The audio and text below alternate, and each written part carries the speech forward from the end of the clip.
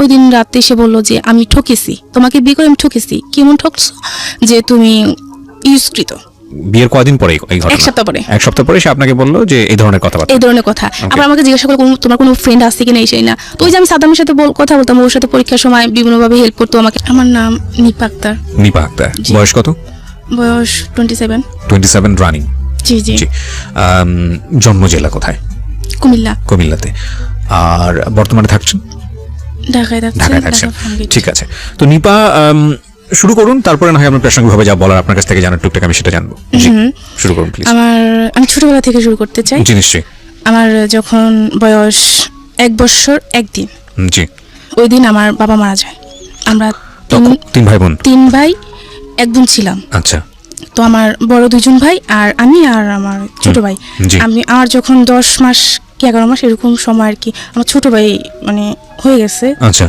আমার বাবার ক্যান্সার হয়েছিল 1993 সালে। আচ্ছা। তো কি করতো বাবা, পেশায় কি ছিলেন? বাবা একটা দোকানে ম্যানেজার ছিল ঢাকাতে। আচ্ছা। আপনারা কি তখন ঢাকাতে থাকতেন না, আমরা গ্রামের বাড়িতে ছিলাম। আচ্ছা। বাবা ঢাকা থাকতো, আমরা গ্রামের বাড়িতে ছিলাম। আসা যাওয়া হতো আর কি। আচ্ছা। নানার বাড়ি সবাই ঢাকাতেই থাকে। তারপর বাবা মারা যাওয়ার পর আমরা তো তখন ছোট, আমাদের তো ইনকাম সোর্স বলতে আর কেউ নাই। তো মামার বাড়ি থেকে অনেক হেল্প পেতাম। আমার বড় মামা ভালো অবস্থান ভালো, তো অনেক হেল্প পেতাম আমরা। বাবাকে তখন যখন বাবার 1993 সালে ক্যান্সার হয়েছিল, তো অনেক টাকা পয়সা খরচ করা হয়েছে বাবার পেছনে, অনেক টাকা পয়সা সবকিছু মামার থেকে দেওয়া হয়েছিল। তারপর নানা ভাই বা মামারা চাইছিল যে কি মাকে নিয়ে যাবে, কিন্তু আমরা 4টা ভাই বোন কি করবো? দাদা দাদি তখন চাইতেছে না যে না, আমার এত ছোট ছোট নাতি নাতনি ফেলে মানে বউকে আমরা দিব না। তো আমার কাকু ছিল, অবিবাহিত ছিল। এখন সবাই ডিসিশন নিল যে কাকার জন্য মাকে রেখে দিবে, যেহেতু আমরা সবাই ছোট। বাবার ছোট ভাই? হ্যাঁ, বাবার ছোট ভাই রেখে দিবে, এটাই ভালো হবে। তো প্রথমত মা রাজি ছিল না। পরে যখন আস্তে আস্তে সবাই বুঝালো নানা বাড়িতে রাখবে, ঠিক আছে, আমাদেরকে মিশও নিয়ে যাবে, আমরা গ্রামের বাড়িতে থাকবো, তারপরও কোনো একটা প্রবলেম হবে, মানুষ একটা কথা বলে ফেলবে, কারণ মুখ তো আর চাপা দিয়ে রাখতে পারবে না। সবাই বুঝাচ্ছে এটা যে ওরা থাকবে, ওদের বাবার বাড়িতে থাকবে, ভালো থাকবে, আর ওটা তো অন্য কেউ না, নিজের আপন কাকা। তো এটা বলার পর বাবা মারা যাওয়ার 3 বছর পর মায়ের সাথে আর কি বাবার বিয়ে হয়। হ্যাঁ, বিয়ে হয়। বিয়ে হওয়ার পর ভালো, আমাদের বাবা নাই, বাবা মরে গেছে, এটা আমরা বুঝতে পারিনি। ছোট তখন আমাদের বয়স 3-4 বছর, আমার ছিল, আমার ছোট ভাইয়ের 3 বছর এরকম। আমরা মানে বাবার অভাবটা কি আমরা বুঝতে পারিনি, কখনো বুঝতে পারিনি। মানে আপনি ছোটবেলা থেকেই জেনেছেন যে কাকাই হচ্ছে আপনার বাবা? কাকা এতটুকু জানতাম। মানে আস্তে আস্তে যখন বড় হলাম, আমরা সবাই কাকা ডাকতাম, তো এটা নিয়ে মানে কেউ কেউ বলতো কেন কাকা ডাকিস, এত আদর করে বাবার ডাক। কাকা জানছি কাকাই, মানে এতটুকুই, কিন্তু আমাদের বাবার মতো সবকিছুতে আমাদের কাকা। আচ্ছা। আমি পড়াশোনায় মোটামুটি ভালো ছিলাম।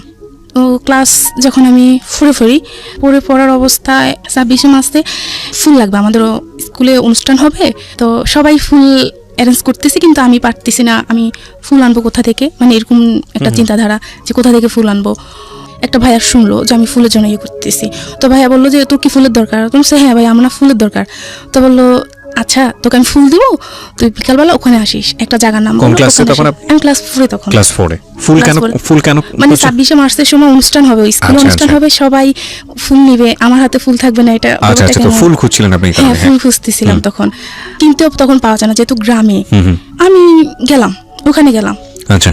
তো ভাই একটা ঝোপের আড়ালে আমাকে ডাক দিল, আমি ওখানে গেলাম পর ভাইয়া ফুল কই, পরে দাঁড়া দিচ্ছি, তোকে পরে দেবো, তো এ বলুন আমার গায়ে আর কি হাত দিচ্ছে, অস্বাভাবিকভাবে হাত দিচ্ছে। তো আমি তো ছোট, তখন কিছু বুঝি না।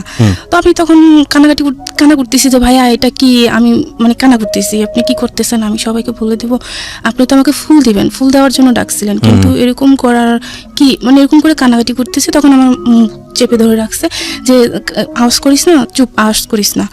তো আমি তখন কানাকাটি করতেছি, করার পর তখন ভাইয়া মানে কিছু করতে চাইছিল আবার অস্বাভাবিকভাবে, তো আমি বুঝতে পারতেছি না যে কি করব। তখন আমি কান্নার পরিমাণটা বাড়িয়ে দিলাম। তখন ভাইয়া বললো যে আচ্ছা ঠিক আছে, আমার গালি বাবা হাত দিয়ে বললো যে ঠিক আছে, তুই চলে যা, তুই কাউকে কিছু বলিস না। আচ্ছা। তো এটা আমার একটা কাকা দেখলো, যে উনি আর আমি ওখানে ছিলাম। আচ্ছা। কাকাটা দেখার পর কি করলো, উনি আমাকে আর কিছু বললো না, বা উনাকে কিছু বললো না। আমি তো ছোট, আমাদের কিছু হয়নি, বা কি, আমি তো তখন কিছু বুঝি না এগুলা কি।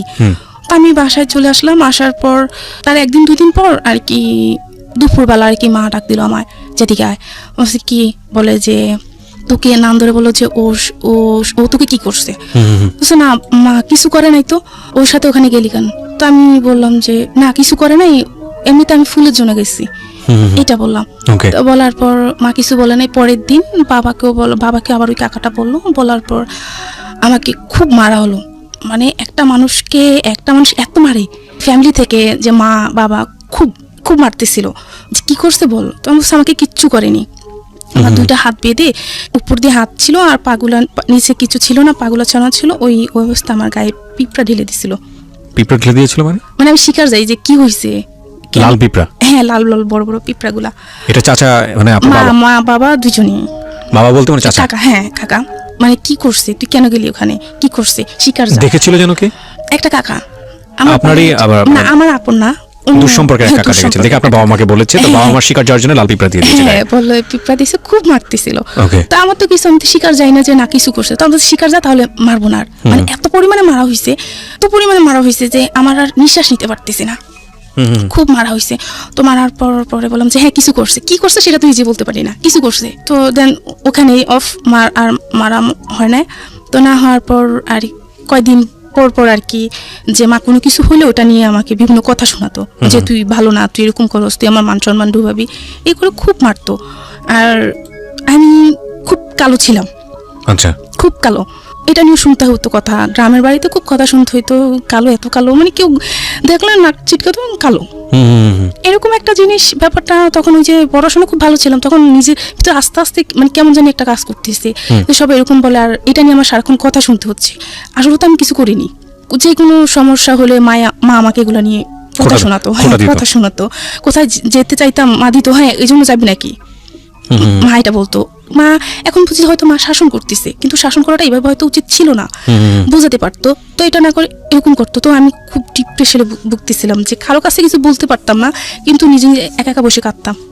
আমার মেজো ভাই ও আবার মাঝে মাঝে বলতো, এই তোর মা কি বলে রে এটা, ও আমার 2 বছর বড়, তো তখন ও ছোট, মা তোর কি বলে রে এটা, না জানি না মা কি বলে এটা। তো মা যখন ওই ছেলেটার বাবার নাম উল্লেখ করে বলতো, ওই ছেলের সাথে এরকম করতে চাস, ওখানে যাবি, কোথাও যাওয়ার নাম করলে হ্যাঁ ওর কাছে যাবি, মানে এরকম কিছু।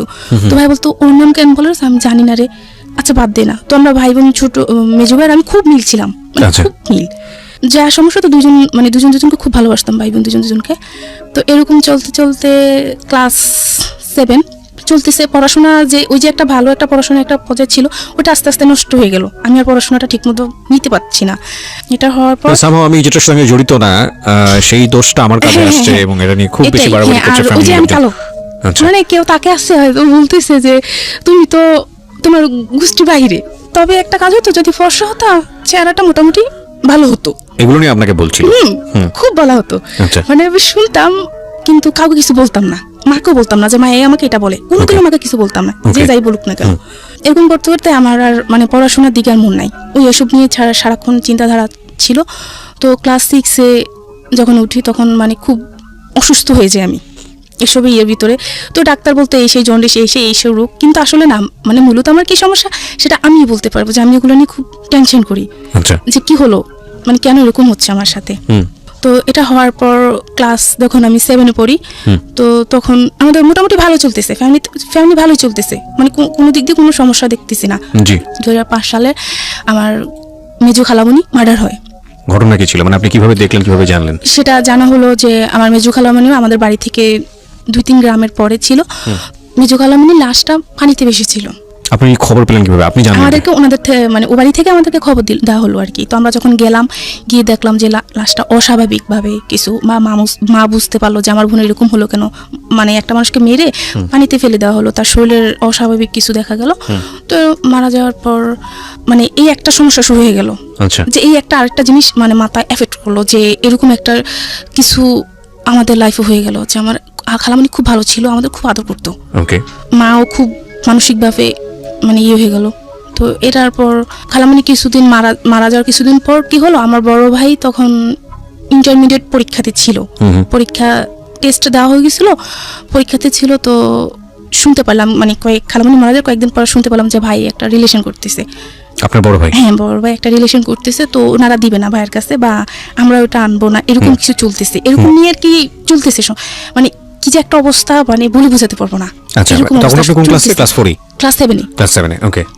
ভাইয়া রিলেশন করছে, এখন ওনারা দিবে না, আমরাও আনবো না, এরকম কিছু আর কি। ভাইয়া তো তখন ছোট ছিল, ইন্টারমিডিয়েট পরীক্ষা দিচ্ছে, তখন তারা আমরা সবাই ছোট ছিলাম, কিভাবে সম্ভব এখন? জি। মানে যার সাথে রিলেশন করছে তুমি তো ভাইয়াকে বিয়ে করবে, ভাইয়ের সাথে আসবে, এটা নিয়ে ওনাকে খুব মারা হইতো। তো ওনাকে মারা হইতো, প্লাস ওনারা আমাদের এখানে আসতো, আইসা আমাদের সাথে ঝামেলা করতো যে আমাদের মানে মেয়েকে এই করছে সেই করছে, এইসব নিয়ে খুব ঝামেলা হতো। তো ঝামেলা হওয়ার পর এরকম ভাবে চলতেছিল। তো আমি যে ওই যে ক্লাস 4 থেকে কিন্তু আর কোনো ছেলেদের সাথে কোনোদিন কোনো ছেলের সাথে আর আর মিশি না। ওই ঘটনার পর থেকে কোনো ছেলেদের সাথে মিশি না। এবং বাড়িতে কোনো ছেলে আমার পরিচিত হোক অপরিচিত হোক কারোর সাথে কোনো কথা হয় না। স্কুলে যেতাম, আসতাম, পড়াশোনা করতাম যতটুকু পারতাম, এভাবে চলতো। আচ্ছা, এখানে চলতেছে এই সমস্যাটা ভাইয়ের ইয়েটা নিয়ে। তো ভাইয়াকে তখন আর ইন্টারমিডিয়েট পরীক্ষাটা দেওয়া হয়নি, ভাইয়াকে ঢাকায় পাঠিয়ে দেওয়া হলো মামার কাছে। তো ভাইয়া একটা দোকানে ম্যানেজারি ইয়েতে ঢুকলো, খুব ভালো ইয়েতে চলতেছে। 2008 সালে ওই ভাইয়া ওনাকে বিয়ে করলো। তখন আপনার ভাইয়া কি করে? বয়স কত? ভাইয়া তখন শেয়ার ব্যবসা করে। আচ্ছা, তো 24 বছর ভাইয়া তখন শেয়ার, যে মেয়েটাকে লাভ করতো তাকে বিয়ে করলো। তা অনেক কিছু হয়ে বিয়েটা হয়েছে, অনেক কাহিনী হয়েছে, অনেক কিছু হয়েছে। ওনারা ঠিক আছে, সেটা ইম্পর্টেন্ট না, বাট আপনার গল্পটা ইম্পর্টেন্ট। আমার যে গল্পটা ইম্পর্টেন্ট। তো এটা নিয়ে যা কানা হলো, আনার পর থেকে এখন আবার ফ্যামিলিতে আরেকটা সমস্যা যে আছে না, বউ শাশুড়ির সমস্যাটা, জি, ওইটাই চলতেছে। মানে মা বা ভাবি মানে ওনাদের প্রতিদিনই কিছু নিয়ে সমস্যা হচ্ছে। তো কিন্তু আমাদের ভাই বোনদের সাথে বা আমার সাথে কোনো সমস্যা হয়নি, ভাবির সাথে কখনো কোনো সমস্যা নেই, ভালোই চলতেছে। এরকম ভাবে চলার পর যখন মানে এগুলা আমি ক্লাস তখন 9-এ পড়ি। আচ্ছা, ক্লাস 9, ঢাকা নরসিংদী থেকে তো একটা ছেলে আমাদের ওখানে একটা কাজে আমাদের ওখানে গেল। আচ্ছা, আমাদের ওখানে যাওয়ার পরও আমাদের মানে বাসার পাশেই তারা বাসা ভাড়া নিল। নেওয়ার পর ওরা আবার মার সাথে কথা বলতো বা মাকে কাকি ডাকতো, খুব ভালো। মা কিন্তু ওই ডিপ্রেশনে ছিল যে আমার মেয়েটা কালো। এখন মা আস্তে আস্তে আমি বড় হচ্ছি, এখন আবার মানে চিন্তা যে আমার মেয়েটা কালো, কিভাবে বিয়ে দিব, মানে এটা খুব চিন্তা করতো সবাই যে মেয়েটাকে বিয়ে দিব কিভাবে। কয় বোন ছিলেন আপনারা? আমরা 2 বোন। ওই কাকার ঘরে একটা মেয়ে হয়েছিল। আপনি ছোট বোন? হ্যাঁ, না আমি বড়, আমার কাকার ঘরে একটা মেয়ে। আচ্ছা, হ্যাঁ। তো আপনি কি কাকাই বলতেন না বাবা? হ্যাঁ, কাকাই বলতাম। আমরা 4 জন কাকাই বলতাম, ছোট বোনটা বাবা বলতো। হ্যাঁ, বাবা বলতো। মা একদিন রাস্তায় কি করতেছে, মানে দাঁড়ায় আছে একটা মেয়ে, ফর্সা মেয়ে হেঁটে যাচ্ছে। তো হেঁটে যাওয়ার পর মা বলতেছে, হায় আল্লাহ, তুমি আমার ছোট মেয়েটাকে যা দিলা, আমার বড় মেয়েটাকে এরকম করে তৈরি করলা যে আমার মেয়েটাকে আমি একটা ভালো জায়গায় বিয়ে দিতে পারবো না। এটা আপনার সামনেই বলেছে? না, আমি ছিলাম না তখন। আমাদের অবস্থান তখন মোটামুটি ভালো, ভাইয়া শেয়ার ব্যবসা করতেছে, ভালো, খুব ভালো। মা এটা বলার পর একজন শুনলো, ওই যে যারা বাসা ভাড়া নিচ্ছে আমাদের ওখানে, ওই একজন শুনলো। মানে কার কাছ থেকে শুনেছে? মা বলতেছে, এটা ও শুনলো। আচ্ছা, ও হেঁটে যাচ্ছে, মেয়েটাও হেঁটে যাচ্ছে, মা ওই কথাটা তখন বললো, জুড়েই বললো। তো বলার পর আমি তখন স্কুলে ছিলাম। তো শোনার পর ও কি করলো, আমার একটা আপুর সাথেও ভালো মানে যোগাযোগ ছিল। তো আপুকে বললো যে এরকম মানে ওকে আমার ভালো লাগে, ওকে বলা নিয়ে আমাকে একদিন খুব মানে ইয়ে করতেছে যে তুই এভাবে মানে জীবন চলে কেমনে, খাওয়া দাওয়া না করলে কেমন হবে, এরকম ও শুনতেছে। ও শুনলো, শোনার পর আপুকে বললো যে আপু ওকে একটু ডাকেন, আমি ওর সাথে একটু কথা বলবো। আমাকে ডাকা হলো। তো ডাকার পর আমি গেলাম, ওই আপুর ঘরে গেলাম। যাওয়ার পর বললাম যে কি, কেন ডাকছেন আমাকে? তো ডাকার পর বললো যে তুমি বসো, তোমার সাথে একটু কথা আছে। আচ্ছা, বললাম যে কি কথা? তুমি বসো। বলে যে ছেলেটার নাম কি ছিল? নাসির। ওকে। হ্যাঁ। তো বলার পর বলে যে তুমি ভাত খাওনি কেন? বলছে না, আমার না খেতে ইচ্ছা করতেছে না, আমার ভালো লাগে না, আমার খাইতে ইচ্ছা করে না। তো বলো যে আমার সাথে ভাত খাওয়া হচ্ছে না, আপনার সাথে আমি খাবো কেন? এটা বলে ওখান থেকে চলে আসছি। আচ্ছা, তো উনি আর খাইনি। চলে আসার পর এখন আমি খাইনি, উনিও খায় না, মানে দুজনে না খায় অবস্থা আছে। তখন আপু বললো যে এখন আপুকে বললো, ওকে বলবে না আমাকে একটা চিঠি দিতে। 2009 সাল, তখন ওকে বলবেন একটা চিঠি দিতে, যে চিঠিতে আমি মানে আমাকে বলবে যে আমি কেন খাইনি বা আমাকে খেতে বলতে হবে, এরকম কিছু। তো আমি কি বলবো, কেন করবো এটা? যখন আপু এটা বললো, আমি তো প্রথম রাজি না। পরে আরেকটা ফুপি ছিল, সে বললো যে কর না, কি হয়েছে, সমস্যা কি? এটা তারা মহাভারত কিছু না, চলে গেলে তো তারপরে তার কোনো কিছু না, তার সাথে তার কোনো যোগাযোগ নেই। তো আমি রাজি হলাম, আচ্ছা ঠিক আছে, চিঠি লিখবো। এখন চিঠি লিখতে গিয়ে আমি একবার কি চিঠি লিখবো আমি তো বুঝতে পারতেছি না কিভাবে লিখবো। তো একবার চিঠি লিখতে গিয়ে 10টা পেজ নষ্ট করলাম, চিঠি আমার লিখতে পারিনি। আমি অনেক কষ্ট করে চিঠি লিখলাম, লিখে ওনাকে দিলাম যে আপনি কেন খাননি, আপনি নাকি খাননি। আপু বললো আচ্ছা ঠিক আছে আপনি খান, আমিও খাবো। তো এটা বলার পর ও খেলো। এরকম 2-3টা মানে চিঠি দেওয়া হলো আর কি 3টা। তো আমি আসলে একটাতে লিখলাম যে আচ্ছা আপনি কি চান আমার কাছে, মানে কেন এরকম বলতেছেন। তো বললো যে যে চোখের ভাষা বুঝে না সে মনের ভাষা বুঝবে না, তুমি কি আমার চোখ দেখে বুঝতে পারো না যে আমি কি বলতে চাই। না আমি তো কিছু বুঝতে পারিনি। ওইটার বলার পর তার কয়েকদিন পর ওরা চলে আসলো, ওদের কাজটা শেষ ওরা চলে আসলো। আচ্ছা। তো আমার বাবা তখন ফোন ব্যবহার করতো, আমি বা মা কেউ ব্যবহার করতাম না। তো বাবার ফোন নাম্বার নিয়ে আসা হলো। তো নিয়ে আসার পর ও মাঝে মধ্যে ফোন দিত, আপুর সাথে কথা বলার জন্য ফোন দিত যে আপুর সাথে কথা বলবো। তো আপুর সাথে কথা বলা তখন তো আমরা আমাকে দিত, তো আপুর সাথে ফোন দিলে বুঝতাম যে আমার সাথে কথা বলবে। এরকম ভাবে তো ওনার কথা আমার খুব ভালো লাগতো, ওনার কথা বুঝানো খুব সুন্দরভাবে কথা বলতে পারতো, গুছিয়ে কথা বলতে পারতো, সেটা আমি তখন পারতাম না। উনি কথা বলতে পারতো খুব সুন্দরভাবে, তো ওনার সাথে আমি কথা বলতাম, ভালো লাগতো। এরকম করতে করতে এসএসসি পরীক্ষা দিলাম, মানে ওনার সাথে আমার যোগাযোগ হতো এরকম কি 1 মাস 15 দিন 20 দিন এরকম আর কি, এতদিন পর পর আর কি ওনার সাথে আমার যোগাযোগ হতো। তখনও কি মানে ওনার সঙ্গে আপনার কোনো সম্পর্ক তৈরি হয়েছে নাকি জাস্ট এমনিতেই হাই হ্যালো করেন? হ্যাঁ তখন আর কি সে বললো আর কি এরকম মানে অনেকদিন পার হয়ে যাওয়ার পর আর কি উনি বললো যে আমি তোমাকে বিয়ে করতে চাই, আমি তোমাকে ভালোবাসি। আমিও উচ্ছ্বাস বয়স তখন ক্লাস 9 থেকে 10 উঠলাম, বা আবেগের বয়স, আমিও ঠিক আছে কথা বলি। আমার কথা ওনার সাথে আমার কথা বলতেই ভালো লাগে। প্রেম ভালোবাসা কি জানি না তখন সেটা বুঝতে পারি, কিন্তু আমার ভালো লাগে, ওনার সাথে কথা বলতে আমার খুব ভালো লাগতো। তো ভালো লাগার পর কথা বলতাম, মাঝে মধ্যে এরকম ফোন দিত, কথা বলতাম। উনি তখন বললো জানো তোমাকে কেন এত ভালোবাসি, এরকম এরকম তোমার মা একদিন এটা বললো। আর আমি তখন মনে মনে এটা চিন্তা করলাম যে আমি যে কাকির মেয়েকে আমি বিয়ে করবো, এবার যা কিছু হোক। এখন ওর চিন্তা আর কি যে আমাকে আসলে আমার ফ্যামিলি দিবে কিনা ওর কাছে, এই সেরকম চিন্তাধারা হইতো, এরকম চিন্তাধারা ভাবনা করতো। করার পর আস্তে ধীরে চলতে চলতে তখন 2010 সাল, আমি তখন ইন্টারমিডিয়েটে পড়াশোনা করতেছি। তো দেখা করতো আসার পর আর কি ওর সাথে এরকম হয়েছে যে ওর সাথে আমি দেখা করব রাতের বেলা, ও আপুর বাসায় আসলো। তো আমি মানে আমি আমার ঘর থেকে বের হলাম, ওর সাথে আমি দেখা করলাম। মানে এরকম হলো যে ওর সাথে আমি দেখা করবো, ও আমাকে অনেকদিন পর কাছে পাইছে, ও আমাকে ধরবে, এরকম কিছু চিন্তাধারা ছিল যে আমাকে ধরবে, জড়িয়ে ধরবে, বা আমি ওইরকম কিছু। তো ও মানে এরকম করে আমার হাতটা সরাই ফেললো, সরাই ফেলে মানে হাতে ব্যথা পাইছে, তারপর হাতটা সে সরাই ফেললো যে সে আমাকে কোনোদিনও টাচ করবে না। মানে ওর চিন্তাধারা ছিল যে সে আমাকে কোনোদিনও টাচ করবে না, যা করবে মানে পরে, মানে ওর চিন্তাধারা এরকম ছিল। তো হওয়ার পর ওটা যাওয়ার পর যখন এসএসসি পরীক্ষার পর ইন্টারমিডিয়েটে উঠলাম, তখন আবার কি হলো যে আবারও বললাম যে ওর সাথে আমি দেখা করব, তো এখন কিভাবে দেখা করব, দেখা করা তো একটা ব্যাপার আছে, বাড়িতে আসা লাগবে না। এটা মোটামুটি বাড়িতে জেনে গেল, আমার বাড়িতে জেনে গেল। জানার পর আর কি বড় ভাই আর কি আমাকে বললো যে মুনি এটা কি ঠিক। আমি আবার ভাইকে বললাম যে ভাই আমার প্রতি বিশ্বাস রাখতে পারবো না। যখন ভাই একটা সময় আমাকে বোঝালো এরকম কিছু করিস না, ভাইয়া ভুল করছি, কিন্তু তুই করিস না। তো আমি ভাই ঠিক আছে আমি এসব কোনোদিনই করবো না। যখন ভাই আমাকে বোঝালো তখন ভাইকে আর কিছু বললাম না, চুপচাপ শুনে গেলাম। এখন 2010 সালে ওর সাথে আমি দেখা করতে হবে, যখন ইন্টারমিডিয়েটে পড়তেছি তখন বললাম যে ওর সাথে আমি দেখা করবো। ওকে ফোন দিলাম, তো ফোন দেওয়ার পর একটা জায়গা সিলেক্ট করা হলো যে এখানে দেখা করব। দেখার পর তো ও আমাকে আসার আগে বললো যে আমি তোমাকে দেখা করবো, তবে আমি তোমার কাছে একটা জিনিস চাইবো, তুমি কি সেটা দিবা? ও তখন নারায়ণগঞ্জে, কি নাম ছিল ছেলেটার? নাসির। হ্যাঁ নাসির তখন বললো যে আমি তোমার সাথে দেখা করবো, তুমি কি সেটা দিবা? তো বললাম যে কি? তো বললো যে আমি তোমাকে একটা কিস করব। তো আমি তখন বললাম যে তোকে না আমি থাপড়াই নারায়ণগঞ্জ আবার পাঠাই দেবো। নাসিরকে বললাম, হ্যাঁ ডাইরেক্ট আমি এটা বলতেছি ওকে। তো বলতেছে হাসতেছে, বলতেছে দেখ পাগলি বলে কি, ও আমাকে সবসময় পাগলি বলতো আর কি। যাক হলো, তোর সাথে আমার দেখা করার আসলো। আর আসার পর আমার একটা আপুর বাসায়, অন্য একটা আপুর বাসায় দেখা করলাম। দেখা করার পর ওর সাথে তাও আমার দূরত্ব 2.5 হাত 3 হাতের মতো এরকম দূরত্ব বেজায়, কথা বললাম, দেখা করলাম।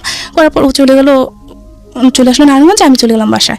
তো তারপরে সে ফোন দিল আমাকে, ফোন দিয়ে বললো যে জানো আমি তোমাকে চাইলে কিছু করতে পারতাম, চাইলে তোমাকে একটা কিস করতে পারতাম, কেন করিনি জানো? বললাম যে কেন? যে আমি যদি তোমাকে এখন একটা কিস করি তাহলে এখানে সব কিছু শেষ। আমি জানি তুমি কেমন ধরনের মেয়ে, এখানে সব কিছু তুমি শেষ করে দিতা, কিন্তু আমি সেটা করিনি। আমার দরকার তোমাকে সারাটা জীবন, আমার সারাটা জীবন ভালোবাসা নিয়ে আমি থাকতে হবে, তোমার ভালোবাসা নিয়ে। তো আমি এই সামান্য কতটুকু একটা কিসের জন্য আমি আমার সারাটা জীবন নষ্ট করতে চাই না, আমার ভালোবাসার মানুষটাকে আমি হারাতে চাই না। ঠিক আছে, আপনাদের মধ্যে ধরনের কিছু কথোপকথন হয়েছে। এটা যখন শুনলাম, ওটা শোনার পর আমি তো মানে তখন বললাম যে না একে ছাড়া যাবে না। মানে সামহাও আপনার তাকে এই ধরনের কথার পরে খুব ভালো লেগে গেল। হ্যাঁ ভালো লেগে গেল, একে ছাড়া যাবে না। তো আচ্ছা আমি পড়াশোনা করি, ওর ভাবে থাকুক, যেহেতু সবাই বলতো যে আমি কালো আমার বিয়ে হবে না এই সেই, তাহলে তো আমার সমস্যা নেই, আমি পড়াশোনা করি, ওর কাজ করুক, তখন বাইরে চলে যাবে। আচ্ছা। তো কলেজে যখন লেখাপড়া করতেছি, মানে সবার একটাই কথা, তুই এত কালো কিছু ব্যবহার করতে পারিস না, কিছু ব্যবহার কর। এখনকার মেয়েরা কত কিছু ব্যবহার করে, ব্যবহার করে ফর্সা হ, মানে এরকম কিছু বলতেছে। এমন ফ্রেন্ড আছে যে টাকা ধার নিল, তো টাকা ধারের বদলে কি বললো যে আচ্ছা ঠিক আছে টাকাটা পরে দিচ্ছি, এ বলে দোকান থেকে আমাকে ফর্সাহরি ক্রিম দিচ্ছে। জিনিসটা কেমন? আচ্ছা তুই এটার দরকার কি? আমি যেমন তেমনই থাকি না, দরকার কি? এটা করলাম কয়েকদিন পর তো আমি আবার যেসে হয়ে যাব, তো দরকার কি? তার থেকে এমনি থাকা ভালো। এরকম করে চলতেছিল। আমি যখন প্রাইভেট ইন্টারমিডিয়েট পরীক্ষাতে ছিলাম তখন আমি হিসাব বিজ্ঞান প্রাইভেট পড়তাম একটা ম্যামের কাছে। তো আমার হিসাব বিজ্ঞান খুব ভালো ছিলাম, খুব ভালো স্টুডেন্ট ছিলাম, যে কোনো কিছু আমাকে দেখাতো, একটা চ্যাপ্টার একটা কিছু দেখাতো, দ্বিতীয়বার দেখাতে হতো না। তো এভাবে ভালো মোটামুটি ওই যে ক্লাস 4 থেকে ছেলেদের সাথে কথা বলা বন্ধ হয়েছে, এখন ওই যে মানে আস্তে আস্তে ছেলেদের সাথে মিশতেছি। এবার একজনের সাথে ভালোবাসার সম্পর্ক হোক আর ওদের সাথে ক্লাসমেট হোক, এভাবে চলতেছে। মিশতেছি, মিশার পর ওদের সাথে ভালোভাবে চলতেছি, পড়াশোনা করতেছি। তো মেয়েদের সাথে যাদের সাথে মিশি একজনকে বলতেছি আর কি যে ও খুব ভালো মেয়ে। আমার একটা ফ্রেন্ড ওর একটা ভাইকে গিয়ে বলতেছে ও খুব ভালো মেয়ে, মানে ওর সাথে নির্দ্বিধা চলা যায় যে কোনো জায়গায়, খুব ভালো মেয়ে। হ্যাঁ বলতেছে। তো বললো যে আচ্ছা ঠিক আছে ও কেমন ভালো মেয়ে দেখবো, তোর নাম্বারটা দিস। এটা বলার পর তো বললো যে তো নাম্বার ইউজ করে না, কোন নাম্বার ইউজ করে না, ওকে আর মানে ও নাম্বার দেওয়া যাবে না। তো আচ্ছা ঠিক আছে ওকে দেখবো, মানে অতটুকু ওখানে অতটুকু। আর যে এই যে এর সাথে যে আমি দেখা করলাম ইয়ে করলাম, তারপর থেকে ওর সাথে আমি মানে যোগাযোগ বন্ধ করে দিলাম, যে এর সাথে আমি এখন কথা বলবো না। দেখি না ও মানে ভালো কোনো পজিশনে যায় কিনা। ওর মায়ের নাম্বার তো আমার কাছে আসছে, ভালো একটা পজিশনে যখন যাবে তখন আমিও আমার পড়াশোনাটা শেষ করি। সবকিছু মাথা থেকে দূরে ফেলে আমি আমার পড়াশোনাটা করি। আমার খুব ইচ্ছা ছিল যে আমি অ্যাকাউন্টিং এ অনার্স করবো, এরকম ইচ্ছা ছিল। তো তখন আপনি ইন্টারে পড়ি, ইন্টার পরীক্ষার্থী, তখন ইন্টার পরীক্ষার্থী। তো আমার যখন পরীক্ষা চলে আসতেছে, এখন আমার ফোনে দরকার। মিজু ভাইকে বললাম দেখ ভাই এখন তো আমার পরীক্ষা চলে আসছে, এখন আমি কি করবো, আমার তো ফোনে দরকার। এখন বলতেছে আচ্ছা ঠিক আছে আমি ভাইকে বলবো। এদিকে মানে সাংসারিক ভাবে যেটা হচ্ছে যে ভাই বা মায়ের সাথে ভাবির সাথে প্রবলেম চলতেছে অনবরত। এখন যুদ্ধ চলতেছে। এখন সবাই বলতেছে যে এভাবে তো হয় না, মেয়েটাকে বিয়ে দিয়ে দাও, যেহেতু মেয়েটা বড় হয়েছে মেয়েটাকে বিয়ে দিয়ে দাও। এরকম ভাবে সংসার তো নষ্ট হয়ে যাচ্ছে। এখন দুদিন পর মেয়েটা দেখতে এমনিতেই কালো, তারপর যদি সমস্যা এরকম মানে ফ্যামিলিতে এরকম সমস্যা, কেউ ভালো কোনো জায়গায় বিয়ে দিতে পারবে না, এমনিতে তো ভালো জায়গায় বিয়ে দিতে পারবে না, এরকম মানুষ বলে, মুখের উপরে এসব কথা বলে, খুব খারাপ লাগে। তো এসব চলতে ছিল। তো ভাই আমাকে ফোন দিল, যখন নিজে বললো যে ভাই ওকে ফোন দেন, ওর তো এখন ফোনটা লাগে, যেহেতু সবার সাথে যোগাযোগ করতে হবে, পরীক্ষা চলে আসছে। তো এটা বলছে ভাইয়া ফোন দিছিল আমাকে। ফোন দেওয়ার পর ওই যে আমার যে ফ্রেন্ডের বললো যে আমার নাম্বার দেওয়ার জন্য, ওকে আমার ওই মেয়ে বন্ধুটা ওকে নাম্বার দিল। দেওয়ার পর ফোন না 2-3 দিন পর নাম্বার দিল, ও আমাকে ফোন দিচ্ছে, SMS দিচ্ছে। তো আমি তো ফোন পিক করতেছি না, বা SMS কে আপনি SMS বলতেছি আপনি কে, কেন আমাকে ডিস্টার্ব করতেছেন, এই সেই মানে এরকম চলতেছে। ও অন্য জায়গার পরিচয় দেয়, দেওয়ার পর নাম্বারে ফোন দিল। আমি আমার ক্লাসমেটই, ও ছেলেটা আমারই ক্লাসমেট। আপনাকে আমি ওকে দেখি না, চিনিও না কোনোদিনও। আচ্ছা, কিন্তু ও ওই নাম্বারটা নিয়েছে। হ্যাঁ, ওর একটা বোন থেকে আর কি, ও আমাদের সাথে পড়তো। তো নেওয়ার পর আপনার নাসিরের সঙ্গে যোগাযোগ অফ? হ্যাঁ, ওর সাথে আমার যোগাযোগ সম্পূর্ণ অফ। ওকে। দেওয়ার পর ফোন দেওয়ার পর এরকম করতেছে, মা শুনলো। আমি যখন বললাম যে আপনি আমাকে ফোন দিয়েন না, আমার প্রবলেম হবে এসে, তখন মা শুনলো। মা তো শোনার পর আমার সাথে খুব মানে রাগারাগি করতেছে। তো রাগারাগি করার পর আমি কি করলাম, মাকে ভাইয়াকে, বড় ভাইয়া তখন বাড়িতে ছিল, ভাইয়াকে ফোনটা দিয়ে দিলাম যে ভাই ধরেন কে ফোন দিচ্ছে, আমি চিনি না ওকে, আপনি কথা বলে দেখেন। তখন ভাইয়া কথা বললো যে ভাইয়া আসলে আমি ওর ক্লাসমেট, ও আমাকে কখনো দেখেনি, ওর সম্পর্কে আমি অনেক জানছি, জানার পর আমার ভালো লাগলো, এই জন্য ওর সাথে আমি একটু কথা বলতে চাইছি, আর ওর সাথে আমি ফ্রেন্ডলি কথা বলবো, আমি কথা দিচ্ছি ওর সাথে আমি ফ্রেন্ডলি কথা বলবো। তো ভাই বললো আচ্ছা ঠিক আছে। যখন আমার ক্লাসমেটে এরকম কথা বলে, আমার ভাইয়ের কাছে খুব ভালো মেয়ে ভাইয়া, ওর সাথে আমি কথা বলবো, তখন ভাইয়া বললো যে আচ্ছা ঠিক আছে। তো ভাই আয়শা বললো যে তুই কথা বলিস ওর সাথে, তুই ক্লাসমেট। ও তখন ওর সাথে কথা বলতে লাগলাম, মাঝে মধ্যে কথা বলতো, ফোন দিত। তো ও তখন মানে ওর সম্পর্ক ছিল, তো বলতো আমাকে বাবার সম্পর্কে আমাকে বলতো, মানে ওর প্রেমের একটা সম্পর্ক ছিল অন্য একটা মেয়ের সাথে। ছেলেটার নাম কি ছিল? সাদ্দামের সঙ্গে আপনি কথা বলতেন, আপনার ক্লাসমেট সে? হ্যাঁ। ওর আবার অন্য একটা মেয়ের সঙ্গে সম্পর্ক? হ্যাঁ, সেটা আপনাকে বলতো? হ্যাঁ, আমাকে বলতো। আচ্ছা। তো আমাকে বলার পর এভাবে চলতেছিল। তখন ইন্টারমিডিয়েট পরীক্ষা শুরু হয়ে গেল। আমি যখন আবার মানে প্রাইভেট পড়তাম না, তখন আবার মানে ক্লাসমেট একজনকে জিজ্ঞাসা করে না যে তুই ইন্টারমিডিয়েটের পরে কোথায় অ্যাডমিশন নিবি, একজনকে বলে না। তো আমি তখন বলতাম যে আমি কুমিল্লাতে বা ঢাকাতে অন্য কোনো জায়গায় পড়াশোনা করবো, অ্যাটলিস্ট এখানে পড়াশোনা করবো না, কুমিল্লা ভালো কোনো নাম দিলাম, একটা হাসি দিলাম, মানে ওটাই, অতটুকুই চলে আসলাম। তো ওখানে ওই হাসিটা দেখাটা ওনাদের পছন্দ হয়েছে। পছন্দ হওয়ার পর ওনারা চলে গেল। চলে যাওয়ার পর আমি তো তখন পরীক্ষা দিব, পড়াশোনা করতেছি, আমি ওষুধ নিয়ে ব্যস্ত। পরের দিন ভাইয়াকে ফোন করা হলো যে আপনারা আসেন, আপনাদের বোন আমাকে পছন্দ হয়েছে, আপনারা আসেন। তো এটার পর গেল, ভাইয়া গেল। যাওয়ার পর ভাইয়া ছেলের নাম জানলো, পরিচয় জানলো, সে কোথায় থাকে এতটুকু জানলো। জানার পর ভাইয়া যখন সবাইকে বললো যে এরকম ভাইয়ার ফ্রেন্ড সার্কেল আমাদের গ্রামের পাশাপাশি, তো ফ্রেন্ড সার্কেলকে জানানোর পর সবাই বললো যে হ্যাঁ ছেলে খুব ভালো আর দেখতে মাশাআল্লাহ অনেক স্মার্ট, ওই এতটুকুই মানে সবার পছন্দ হয়েছে। এবার ছেলে তাদের ফ্যামিলির ব্যাকগ্রাউন্ড কি, সে পড়াশোনা কতটুকু করছে এটা দেখার বিষয় না কারো।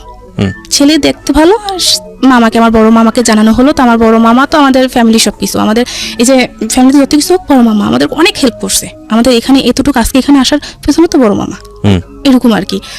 মামাকে বললো, মামাও বললো না ছেলে খুব ভালো, মানে মা বলছে কোনো সমস্যা নেই, রাজি হয়ে যা। তো সবার চিন্তাধারা এটা ছিল বাড়িতে কি আছে না আছে সেটা দেখার বিষয় না, বিয়ের পর তুমি কি ঢাকা রাখবে। রাজি হয়ে গেল সবাই। তো ভাই দেখে আসলো। পরের দিন আমি আমার ইকোনমিক্স পরীক্ষা চলতেছিলাম, পরীক্ষার জন্য আমি মানে প্রস্তুতি নিতেছিলাম, পরীক্ষা দিতে যাব। তখন ভাইয়া বললো যে মেহমান আসবে, পরে যাস। তখন বিকালবেলা পরীক্ষা ছিল আমার, যে মেহমান আসবে পরে যাস। তখন কি মেহমান আসবে? পরে বললো যে পরে মা বললো তোকে দেখতে আসবে, ভাবি বললো দেখতে আসবে পরে যাস। তো আচ্ছা ঠিক আছে। তো ওনাদের সামনে ওনারা আসলো, ওনাদের সামনে নেওয়া হলো। ওনারা দেখলো আমাকে, শাড়ি পরিয়ে দেখলো, থ্রি পিস গুলো দেখলো, মানে যে থ্রি পিস পরিয়ে দেখলো, যেভাবে ইচ্ছা ওনারা দেখলো, আমাকে হাঁটালো, কথা বললো, ওনাদের সাথে খাওয়ালো, সবকিছু হলো। হওয়ার পর আমি পরীক্ষা দিতে চলে গেলাম, আর এদিক দিয়ে ওনারা থেকে গেলো আমাদের বাসায়। থাকার পর ওনারা কথা টাথা সবকিছু ফাইনাল করলো। দিনটা ছিল সোমবার, যে বুধবার দিন ছেলে আসবে, মেয়ে যেহেতু এখন পরীক্ষা, তো কাবিনটা হয়ে যাবে। তারপর যার যার বাড়ি শেষে এতটুকু পরীক্ষার পর আর কি আমরা অনুষ্ঠান করব, অনুষ্ঠান করে আমরা বউ নিব, অতটুকু কথা শেষ। আমি বাড়িতে আসলাম। আপনি তো বুঝতে পারছিলেন যে আপনার বিয়েটা হয়ে যাচ্ছে? না, তখনও জানি না।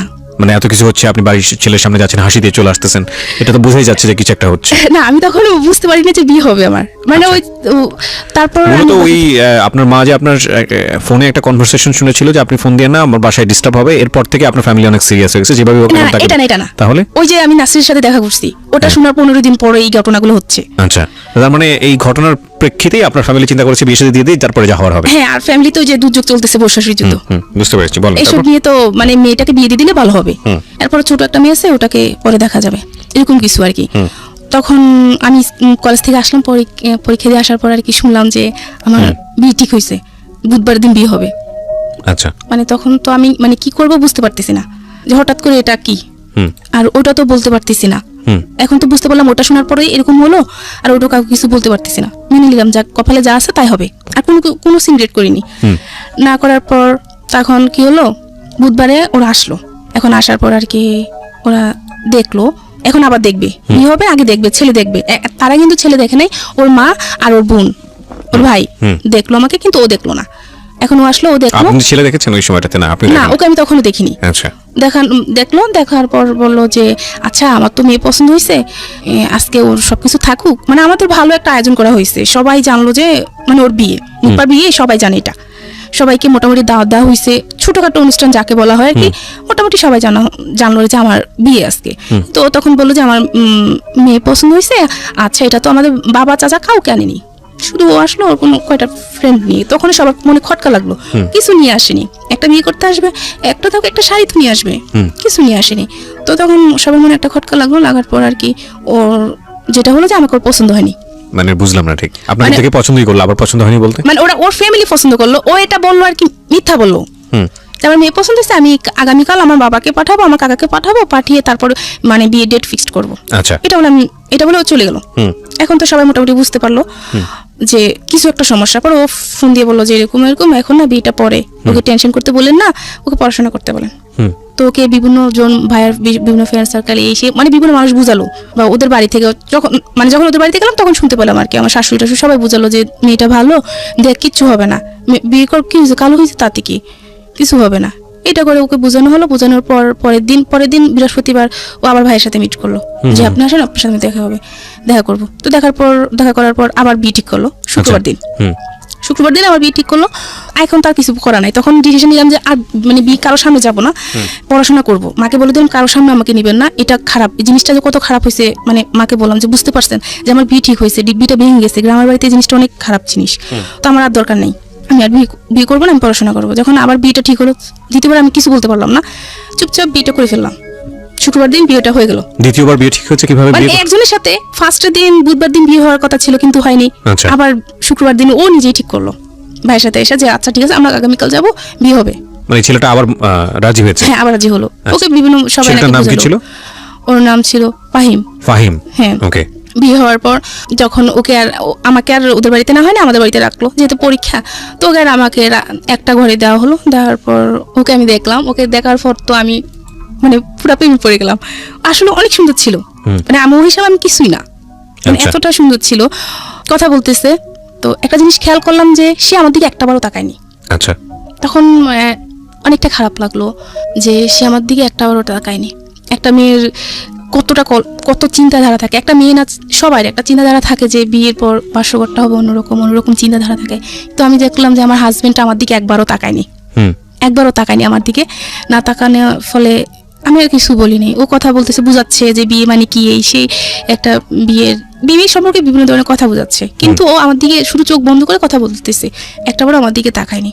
আচ্ছা। না তাকানোর পরে তো রাতে মানে যখন ঘুমাতে গেলাম, আমি ওর হাতের বাম পাশে ছিলাম।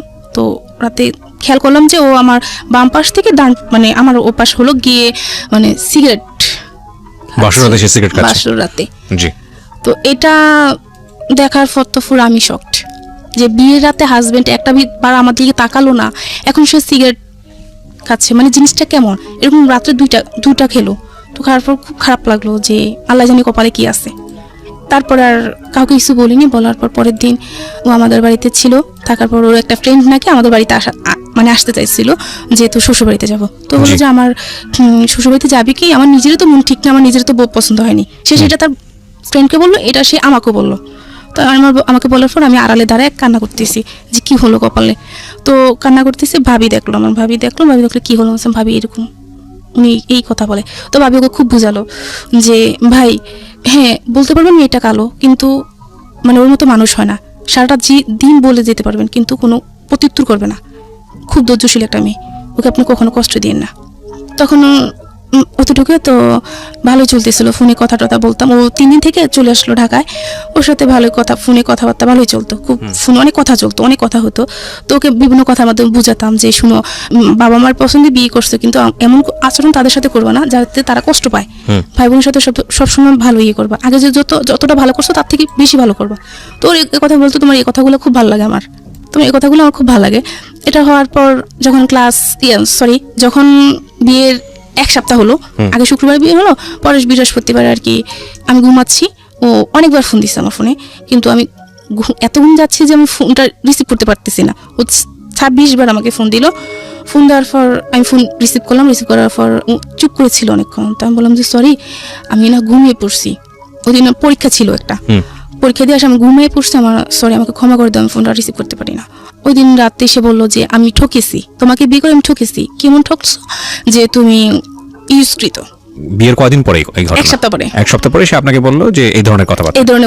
আবার আমাকে জিজ্ঞাসা করলো তোমার কোনো ফ্রেন্ড আছে কিনা, এই সেই না। তো ওই যে আমি সাদামের সাথে কথা বলতাম, ওর সাথে পরীক্ষার সময় বিভিন্নভাবে হেল্প করতো আমাকে, বা আমি আমার জানা যে প্রশ্নটা সেটা হচ্ছে যে এটা খুব সেন্সিটিভ একটা বিষয়, তারপর আমি করছি আপনাকে এই প্রশ্নটা, এই কথাটা সে কেন বললো আপনার কি জানা আছে? কারণ আপনি যেটা স্বীকারোক্তি দিয়েছেন এখানে, আমি জানি না, তাতে তো আপনার এই ধরনের কোনো ঘটনাই ঘটেনি। না, আমার জীবনে এরকম কোনো ঘটনা ঘটেনি। আপনার হাজবেন্ডের সঙ্গে ফার্স্ট মোটামুটি ভালো ছিলাম, মানে স্বাস্থ্য ভালো ছিল, তো সেই ক্ষেত্রে তার এরকম চিন্তাধারা ছিল। তো আপনি ওকে জিজ্ঞেস করলেন না যে তুমি তো আমাকে কেন বলছো? বা বলে যে আমি বিয়ের আগে বিভিন্ন জনকে জিজ্ঞাসা করলাম, তারা এরকম বলে, এরকম কিন্তু তোমার মাঝে এরকম কিছু নাই, এরকম কিছু সে বলতেছে আর কি। আচ্ছা, যেগুলো আপনার মধ্যে অ্যাবসেন্স ছিল সেই কারণে সে আপনাকে বলছে যে আসলে না, কিন্তু আমার সাথে আমার সেরকমই হইছে, আমি সেই কষ্টটা অনুভব করছি, আমার সেই জিনিসগুলাই হইছে, কিন্তু তাকে সে তো চলে গেছে, কষ্টটা আমি পাইছি, পরে বুঝতে পারতেছি আমার কতটুকু কষ্ট হয় সেটা আমি বুঝতে পারছি। সে তো চলে গেল পরের দিন সকালবেলা।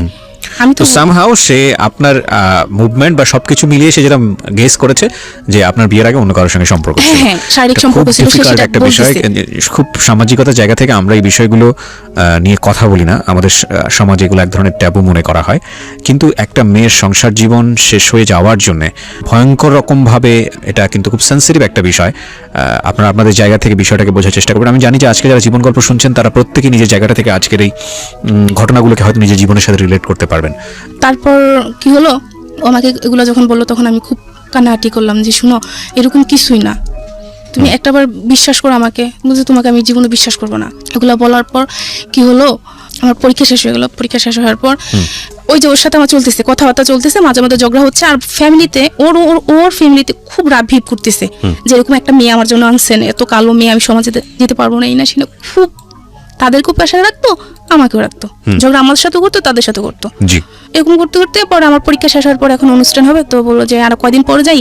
আমি বলি যে কয়দিন বাড়িতে থেকে কি করবো, শ্বশুর বাড়ি থেকে কেউ আসা হুট করে নিয়ে যাবে, কিন্তু কোনো অনুষ্ঠান হবে না, এটা কোনো কথা হলো? আমার বিয়ে হলো, কিছু হবে না, এটা কি কেমন না? আমি ফ্যামিলিতে বড় মেয়ে, তো তার থেকে পরে আমি ঢাকা চলে যাই। আচ্ছা।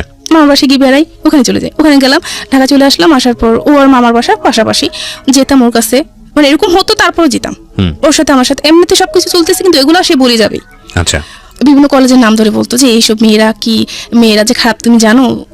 না, আমি কিভাবে জানবো? বলতো, মানে ও বিভিন্ন বিকৃত ভাবে কথা বলতো।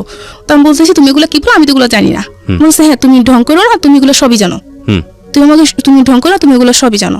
তো বলার পর আমি মানে কি করবো বুঝতে পারতেছি না, এগুলো নিয়ে প্রতিনিয়ত সমস্যা হচ্ছে, কাউকে বলতেও পারতেছি না। তো সে আমার একটা শারীরিক একটা দিক তুলে বললো তোমার এটা এরকম, কিন্তু একটা মানুষের এরকম না। আমি বললাম হ্যাঁ এগুলো কি চলতেছে, আমি তো জানি আমি কিরকম। মানে এই বিষয়গুলো নিয়ে আপনি কোনো কথাই বলতেন না? হ্যাঁ, কাউকে কিছু বলতাম না। তো আমি বলার পর যখন ঢাকায় আসলাম, ঢাকায় আসার পর আমি আমার ছোট আন্টির বাসায় গেলাম। ছোট আন্টির বাসায় যাওয়ার পর আমি ছোট আন্টির কাছে শেয়ার করলাম জিনিসটা, যে আন্টি ও তো এরকম করতেছে, আমি কি করব? আন্টি আপনি কি দেখবেন আমাকে? মানে উপায় না পেয়ে তখন আন্টিকে বললাম আপনি আমাকে দেখবেন আমাকে, যে আমার আসলে প্রবলেম কি, আসলে মেয়েদের কি এরকম কিনা।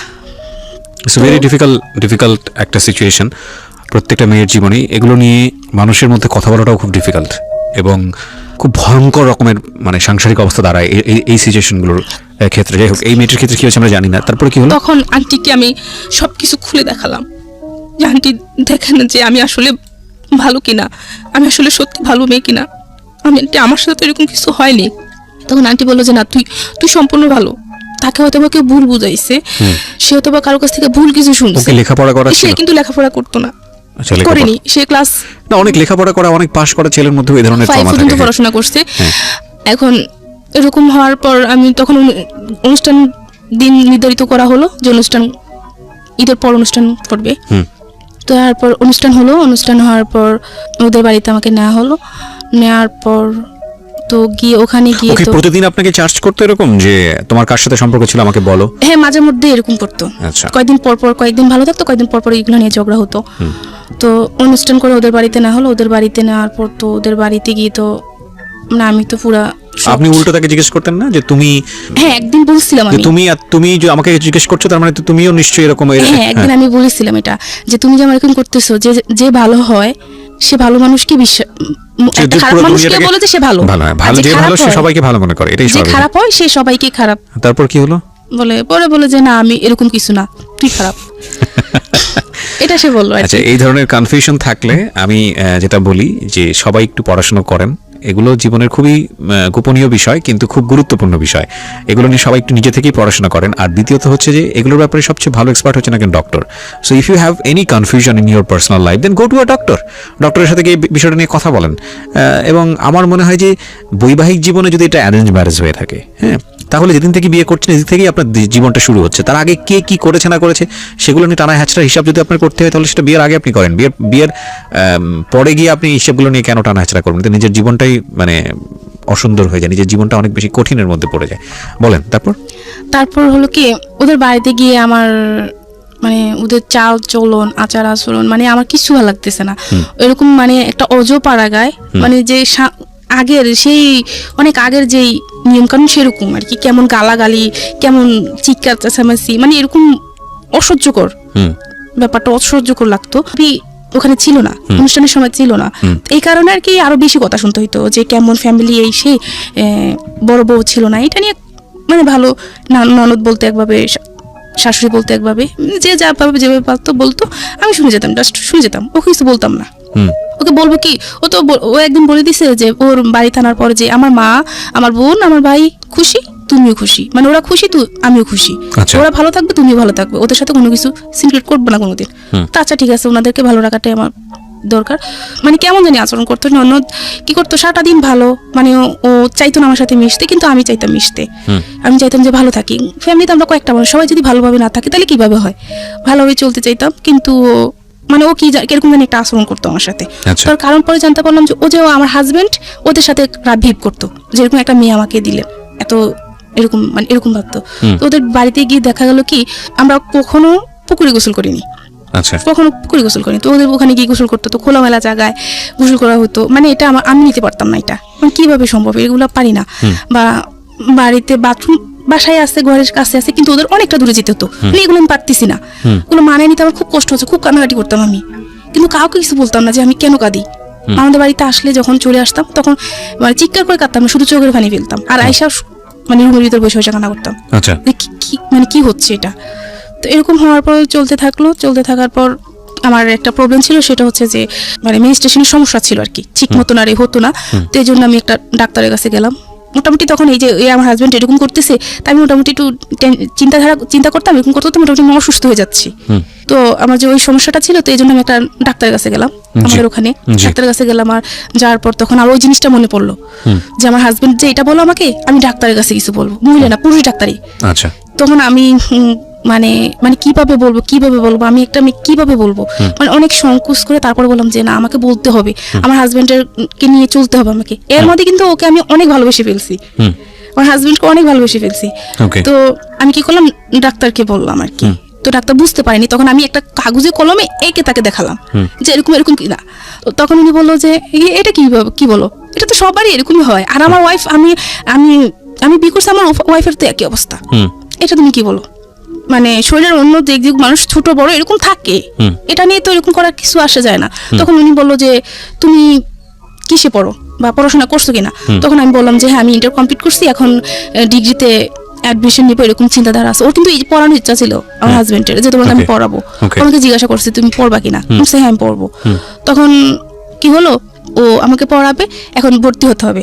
কোনো জায়গায় তো আমি কোচিং করলাম না, কোনো জায়গায় পরীক্ষা দিতে পারবো না, তো আমি যে কলেজে পড়াশোনা করছি ওখানে আমি ডিগ্রিতে ভর্তি হয়ে যাই, ওইটা ভালো হবে। তো আমার চিন্তা ছিল ওখানে পড়াশোনা করবো। এখন আমার হাজবেন্ডকে আমি ওই যে আমার যে বিয়ের আগে যে ফ্রেন্ডটা ছিল, বললাম যে ওর সাথে আমি কথা বলছি, ভাইয়া বললো যে কথা বলিস, ওকে ও বললো কি তোমার কোনো ছেলে বন্ধু আছে কিনা কলেজের মধ্যে, মানুষ অনেক কিছু থাকে। হ্যাঁ, আমার একটা ফ্রেন্ড আছে, সে আমার ক্লাসমেট হলো আছে, ভাই হলো আছে, ফ্রেন্ড হলো আছে, খুব ভালো ছিল, খুব ভালো, ওকে পরিচয় করে দিলাম। তো পরিচয় ও আবার বললো যে নিপাত তো মানে ঢাকাতে বা কুমিল্লাতে এসব কোনো জায়গা ভালো জায়গা পড়াশোনা করার ইচ্ছা আছে, ওকে ভর্তি করেন, ওখানে ভর্তি করেন, আমরাও পড়াশোনা করবো। ওইটা শোনার পর আমার হাজবেন্ডের মাথায় কাজ করতেছে, কেন ওই ছেলেটা বললো, ওর সাথে সম্পর্ক। এটা বলার পর তখন আমার হাজবেন্ড কি করলো, সরাসরি আমার বড় মামির কাছে ফোন দিল আমাকে পড়াশোনার ব্যাপারে, যে বড় মামি ওকে কি করব, ওকে তো তাহলে একটা কাজ করে ওকে কুমিল্লাতে ভর্তি করে দেই। আমার বড় মামিকে বলতেছে। তখন বড় মামি খুব রেগে গেল যে কেন কুমিল্লাতে ভর্তি করাবা তুমি ওকে, হয় ঢাকাতে ভর্তি করাবা, নয় যে কলেজে লেখাপড়া করছে ওখানে ভর্তি করাবা, তুমি কেন কুমিল্লাতে ভর্তি করাবা, এখনকার যুগ তো ভালো না, তুমি থাকবা ঢাকাতে, তোমার ফ্যামিলি থাকবে এক জায়গায়, ওর ফ্যামিলি থাকবে এক জায়গায়, ও থাকবে কুমিল্লাতে, এটা তো হয় না। ও যে অন্য কারোর সাথে চলে যাবে না, এটা তো কোনো কথা না, কারণ যেহেতু তুমি পড়াশোনা করো না, সে পড়াশোনা করতেছে, তখন ওর মাথায় অন্য কিছু কাজ করবে। আমার বড় মামি এটা বলতেছে, ওকে তুমি তোমার কাছে রাখো, আর না তুমি গ্রামে পড়াও, যে কোনো একটা করো, ওকে এভাবে দেওয়া ঠিক হবে না। মামি দিক থেকে এটা বললো, তো আমি চিন্তা করলাম যে হ্যাঁ এটাই ঠিক। তো আমি বললাম যে আচ্ছা, আমি যে কলেজে পড়াশোনা করছি ওখানে ভর্তি হয়ে যাই। তো ওখানে ভর্তি করাবা না, ওদের ওখানে একটা কলেজে আমাকে মানে চাপ করতেছে, ওখানে ভর্তি হয়ে যাও। বাবাকে বললো যে দেখেন ও আমার বাড়িতে থাকতে হবে, আমি ওকে এখন ঢাকা আনতে পারবো না, আমার একটু প্রবলেম, তো একটা কাজ করেন, ওকে বলেন যে আমাদের ওখানে ভর্তি হইতে, সমস্যা কি, পড়াশোনা করলে কিছু সার্টিফিকেট তো একই। মানে এত কিছু চিন্তা করি না, ও যা বললো তার কথাই ঠিক আছে, ভর্তি হয়ে গেলাম। ওখানে ভর্তি হয়ে গেলাম, ডিগ্রিটা অ্যাডমিশন নেওয়ার পর অতটুকু ভর্তি হওয়ার ডেট আমার যতটুকু ছিল তার আগে আমাকে ভর্তি করে দিয়েছে, যাতে আমি অন্য কোথাও ভর্তি না হতে পারি, মানসিকতা আমার যাতে চেঞ্জ না হয়। ওদের বাড়িতে আনার কিছুদিন পর আমাকে ভর্তি করা হয়। পড়াশোনা যখন আমি ভর্তি হয়ে গেলাম, তখন ওই ইয়েকে বললাম, আমি ওই ডাক্তারকে আমি তখন বলতেছি, ডাক্তার বলে যে তুমি কিসে পড়ো, তুমি এখান থেকে আমি ইন্টারমিডিয়েট কমপ্লিট করে আমি ওখানে ভর্তি হলাম। তো বলো তুমি তোমার হাজবেন্ড কতটুকু পড়াশোনা করছে, তা আমি আসলে বলতে পারবো না, আমি আদৌ বলতে পারবো না সে কিসে পর্যন্ত পড়াশোনা করছে। একবার শুনি 10, একবার শুনি 5, একবার শুনি 8, এরকমই শুনে আসলাম।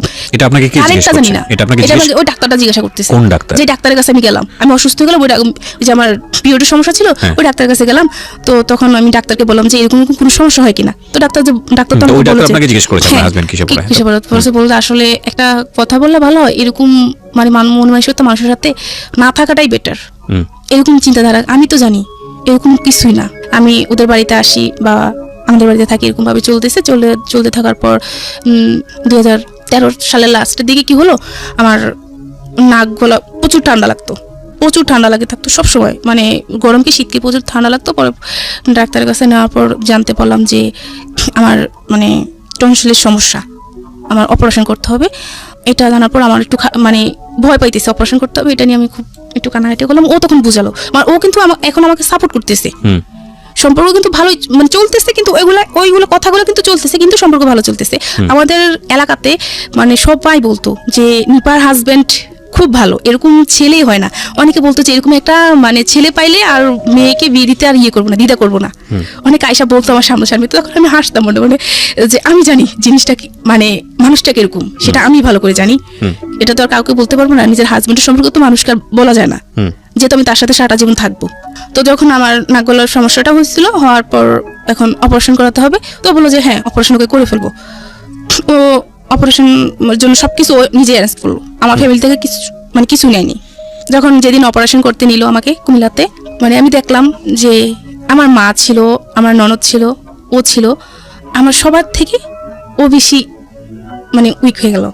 এত খুব সুন্দরভাবে আমাকে বুঝাচ্ছে, মানে খুব ভালোবাসা দিয়ে, যেমনই তুমি ভয় পেও না, হ্যাঁ আমি থাকবো, আমরা অপারেশনের পর আমরা এই জায়গায় সেই জায়গায় ঘুরতে যাবো, খুব মানে ভালোবাসা দিচ্ছে আমাকে, বুঝাচ্ছে। মানে ওই জিনিসটা তার প্রতি আমাকে মানে খুব বেশি দুর্বল করে ফেলে, যে একটা সময় এরকম করে, কিন্তু পরে সে আমাকে ভালোবাসা দিচ্ছে। তো দেওয়ার পর কি হলো, আমার অপারেশন করা হলো। অপারেশন করার পর মোটামুটি ভালো চলতেছে। চলার পর 14 সাল চলতেছে। একদিন আমাকে ফোন দিল ঢাকা আসার জন্য। বাড়িতে যেত না ঠিক মতো, বাড়িতে যেতে বলতে বছরে 3 বার যেত, গ্রামের বাড়িতে বছরে 3 বার যেত, আমাকে আনতো মাঝে মাঝে। তো একদিন ফোন দিল যে তুমি আসো, বাড়িতে আসো, ওই ঢাকায় আসো, আসলে বাড়িতে গেলে তো আমার অনেক খরচ, তুমি আসলে আমরা দুজন ভালোভাবে সময়টা কাটাতে পারবো, এটা ভালো হবে না? তো হ্যাঁ এটা তো ভালো হবে। এটা বলার পর আমি আসলাম, ঢাকায় আসলাম। ঢাকায় আসার পর বললো যে আমাদের বিয়ে তখন 3-4 বছর হয়ে গেল। তো বললো যে চলো আমরা ইয়ে করি, কোনো বেবি হচ্ছে না তখন। তো আমি বললো যে চলো আমরা নামাজ পড়তে যাবো, হাইকোর্ট মাজারে নামাজ পড়তে যাবো। আচ্ছা। তো আমি বললাম যে হ্যাঁ এটা তো খুব ভালো কথা, আসো যাই। তো দুজন মিলে নামাজ পড়লাম, নামাজ পড়ে আসলাম। তো ও আমাকে বললো যে তুমি কিছু চাইবো আল্লাহর কাছে, আমি কিছু চাইবো আল্লাহর কাছে। তো আমাকে বললো যে আমি বলবো না, কিন্তু তুমি বলতে হবে তুমি কি চাইছো আল্লাহর কাছে। তো এটা বলার পর আমি কি করলাম, যাক আসলাম, নামাজ পড়ে আসলাম। আসার পর এখন বাহিরে বসে একটা ফুচকা দোকানে বসলাম। বসার পর বললো যে তুমি কি চাইছো আল্লাহর কাছে। আমি বললাম যে বলবো, বলে কি, আমি একটা বেবি চাইছি আল্লাহর কাছে, যে আমার একটা বেবির দরকার, অনেকদিন তো হয়ে গেলো বিয়ে হলো, এখন আমার একটা বেবির দরকার। তো আর কিছু চাইতে পারলো না, তুমি বেবি চাইতে গেলা। তুমি চাইতে আমার যাতে ভালোভাবে ইনকাম করতে পারি, আমার টাকা পয়সা হোক, তারপরে তোমার বেবি। তোর মানে বেবি এখন নিতে পারবো না, আমার পক্ষে সম্ভব না এখন বেবি নেওয়া। আমি বললো কি বললো এটা। পরে বলে যে শোনো আমি একটা কথা বলি, তুমি আমার কথাটা শোনো মনোযোগ দিয়ে, এটা করলে ভালো হবে আমাদের। তো বললাম কি। পরে বলে যে আমি তোমাকে ঢাকায় রাখার পর আমি তোমাকে বিভিন্ন হোটেলে দিয়ে আসবো, দিয়ে আসার পর তোমার মানে তুমি ইয়ে করে টাকা ইনকাম করবা। কি বলেন এসব? মানে হঠাৎ করে এক লোক আপনাকে এই ধরনের কথাবার্তা বলবে? এটা বলতেছে যে এরকম মানে ইনকাম করব, তারপর আমাদের অবস্থা ভালো হবে, ভালো হলে তারপর আমরা যে বেবি হচ্ছে না ডাক্তার দেখালে বেবি হয়ে যাবে। মানে এটা বিশ্বাস করার মতো কথা না, কিন্তু ঠিক এটাই করছে আমার সাথে। তো আমি বললাম যে কি বলো এটা। পরে বলে যে হ্যাঁ কিছু হবে না, এটা শুধু তোমার আর আমার মাঝে থাকবে। আসো আমরা যে নামাজ পড়ছি, নামাজ পড়ে আমরা ইয়ে করবো যে আমরা কখনোই এই কথাগুলো আমাদের মাঝে থাকবে, যখন একটা সময় আমাদের সবকিছু হয়ে যাবে তখন আর ইয়ে হবে না, মানে এগুলো বন্ধ করে দেবো, তখন আমরা ভালোভাবে চলতে পারবো। টাকা পয়সা যখন হয়ে যাবে আমি ভালো একটা বিজনেস করব। ইলেকট্রনিক্সের কাজ করতে, ভালো ইলেকট্রনিক্সের। ওকে পয়সা কড়ির অভাব ছিল? বিয়ে হওয়ার পর আস্তে আস্তে আর কি, প্রথম যখন জানলাম টাকা পয়সা ভালো ছিল, কিন্তু পরে বুঝতে পারলাম যে ওর টাকা পয়সা আসলে তেমন নাই। আচ্ছা। তখন পড়াশোনার খরচ কে দিত? পড়াশোনার খরচ বলতে ভর্তি হওয়ার পর তার পড়াশোনা করতে পারিনি। ওই কলেজে 2-3 জামাইয়ের সঙ্গে থাকতেন না ওই সময়টা? না, আমি ওদের বাড়িতে থাকতাম, আমাদের বাড়িতে থাকতাম, ঢাকায় থাকতাম না। তো যখন ও এটা বললো, আমি বললাম যে কি বলো এটা কিভাবে সম্ভব? আল্লাহ তুমি নামাজ পড়ে আয়সা এখন এটা বলতেছো?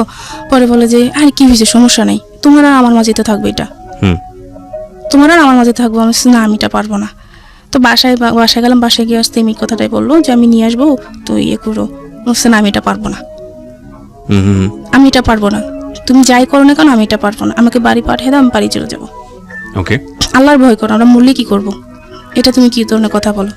এটা বলে অনেকবার বোঝানোর পর তো বলো যে আচ্ছা ঠিক আছে, ওখানে ঠিক আছে। পরের দিন আমি বাড়িতে চলে গেলাম, কাউকে কিছু বললাম না এটা নিয়ে। বাড়িতে চলে গেলাম। বাড়িতে চলে যাওয়ার পর কি হলো, একদিন আমি ঘরে শুয়েছি, গোসল করে এসে শুয়েছি। তো আমার ছোট দেবর কোথায় থেকে যেন আসলো, আয়সা মানে হঠাৎ করে এসে আমার গালে একটা কিস করলো। করার পর আমি লাফ দিয়ে উঠলাম। লাফ দিয়ে উঠার পর বললাম যে তুমি এটা কি করলা।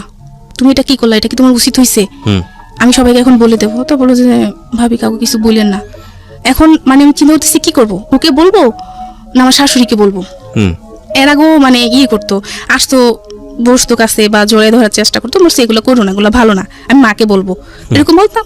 হঠাৎ করে ওই দিন সে আমার সাথে সেই কাজটা করলো। করার পর কি করলাম, আমি মানে কাউকে কিছু বললাম না আর, মানে ভাবতেছি কি করব। তো কাউকে কিছু না বলার পর আমি আমাদের বাড়িতে চলে আসলাম। এখন ও বলতেছে যে আমি ওদের বাড়িতে যেতে আবার। যাওয়ার পর বললো যে আমি যাব না। কেন যাব না, খুব ঝগড়া হচ্ছে এটা নিয়ে, যাব না। পরে বললাম যে কেন যাবো আমি তোমাদের বাড়িতে, তোমার ভাই এই কাজ করছে আমার সাথে, এখন আজকে সে এটা করলো, অন্যদিন যে সে অন্য কিছু করবে না সেটা কোনো মানে শিওর তুমি দিতে পারবা? এটা আমার বাবা শুনলো, আমার কাকা তখন এটা শুনলো।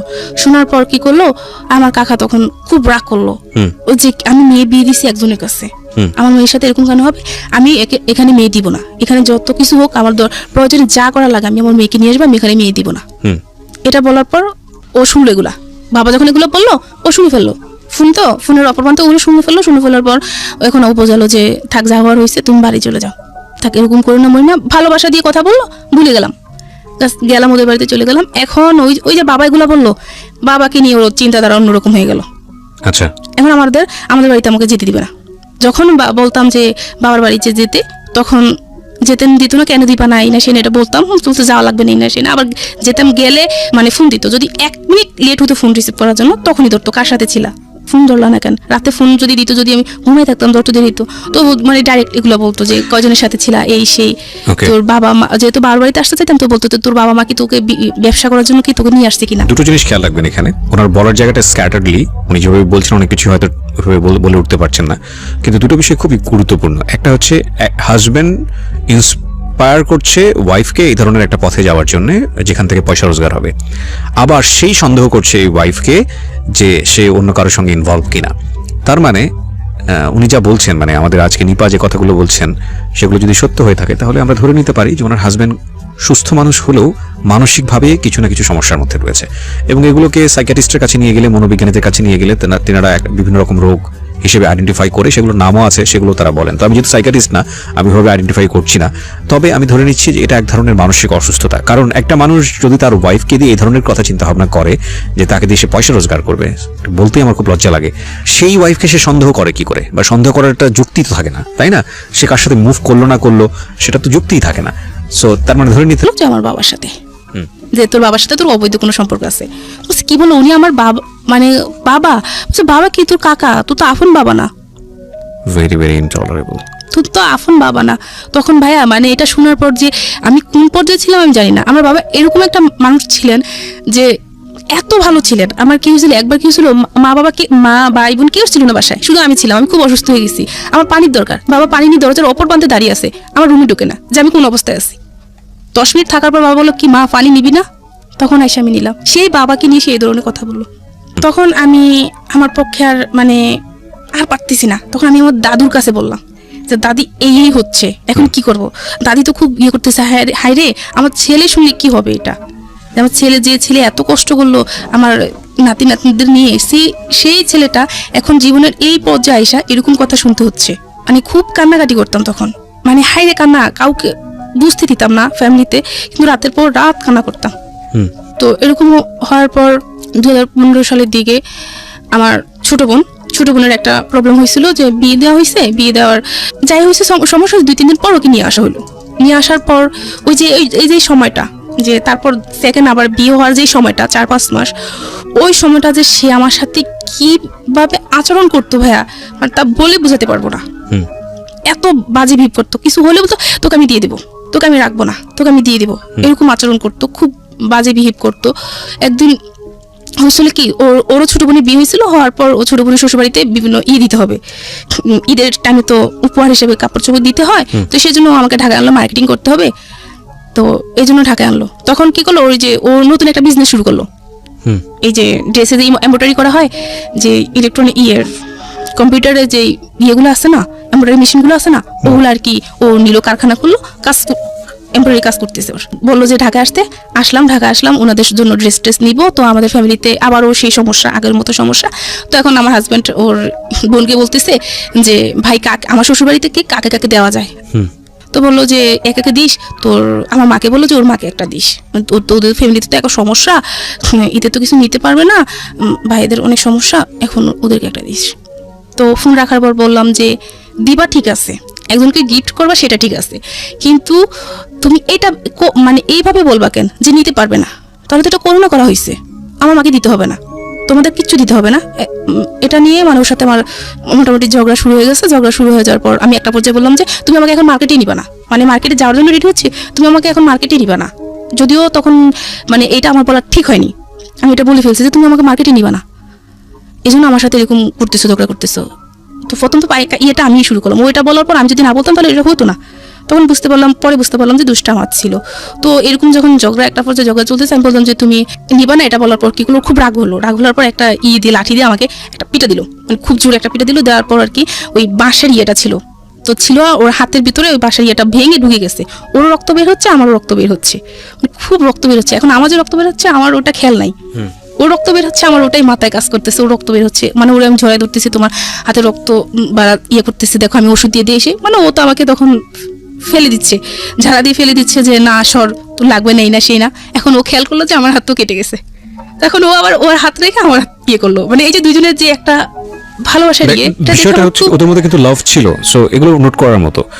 এই বিষয়গুলো আছে, তারপরেও সন্দেহ আছে, তীব্রতা আছে, একজন আরেকজনকে দংশন করার মতো যে ধরনের ভেতরে বিষ থাকা দরকার সেই ধরনের ব্যাপারও আছে। এবং এটা অফকোর্স এটা মেল ডমিনেন্ট একটা সংসার, যেখানে আসলে আর একটা জিনিস যে যখন একজন মানুষ জীবন গল্প বলে তখন সে নিজেকে ছাপিয়ে বলে, মানে নিজেকে এমন একটা জায়গায় সে প্রেজেন্ট করে যে আসলে সে অপরাধী না। হয়তো তার ওয়াইফ হাজব্যান্ডের কাছ থেকে শুনলেও হয়তো অনেক বিষয় দেখা যাবে তার ওয়াইফ সম্পর্কে সে বলছে, তো সেটাও একটু ভাবার বিষয় আছে। সবকিছু মিলিয়ে আপনারা ভাবেন আমরা একটা আলটিমেট একটা মেসেজ নিতে চাই, দেখা যাক কতদূর সেটা আমরা পেতে পারি। হ্যাঁ বলেন। তারপর মানে এরকম চলতেছিল, তো চলার পর খুব মানে ভালোবাসা মারামারি এ করে বাড়িতে আসলাম। বাড়িতে আসার পর ও আসলো, ঈদে আসার পর কি হলো, বোনের হাজবেন্ড বোনসা আমাদের বাড়িতে, আমার শ্বশুর বাড়িতে আসলো। আসার পর ওই আমি আমার দেবরের সাথে কথা বলতেছি, ও আমাকে চা চাইছিল যে আমাকে চা দাও, তো তুমি দাঁড়াও আমি দিচ্ছি।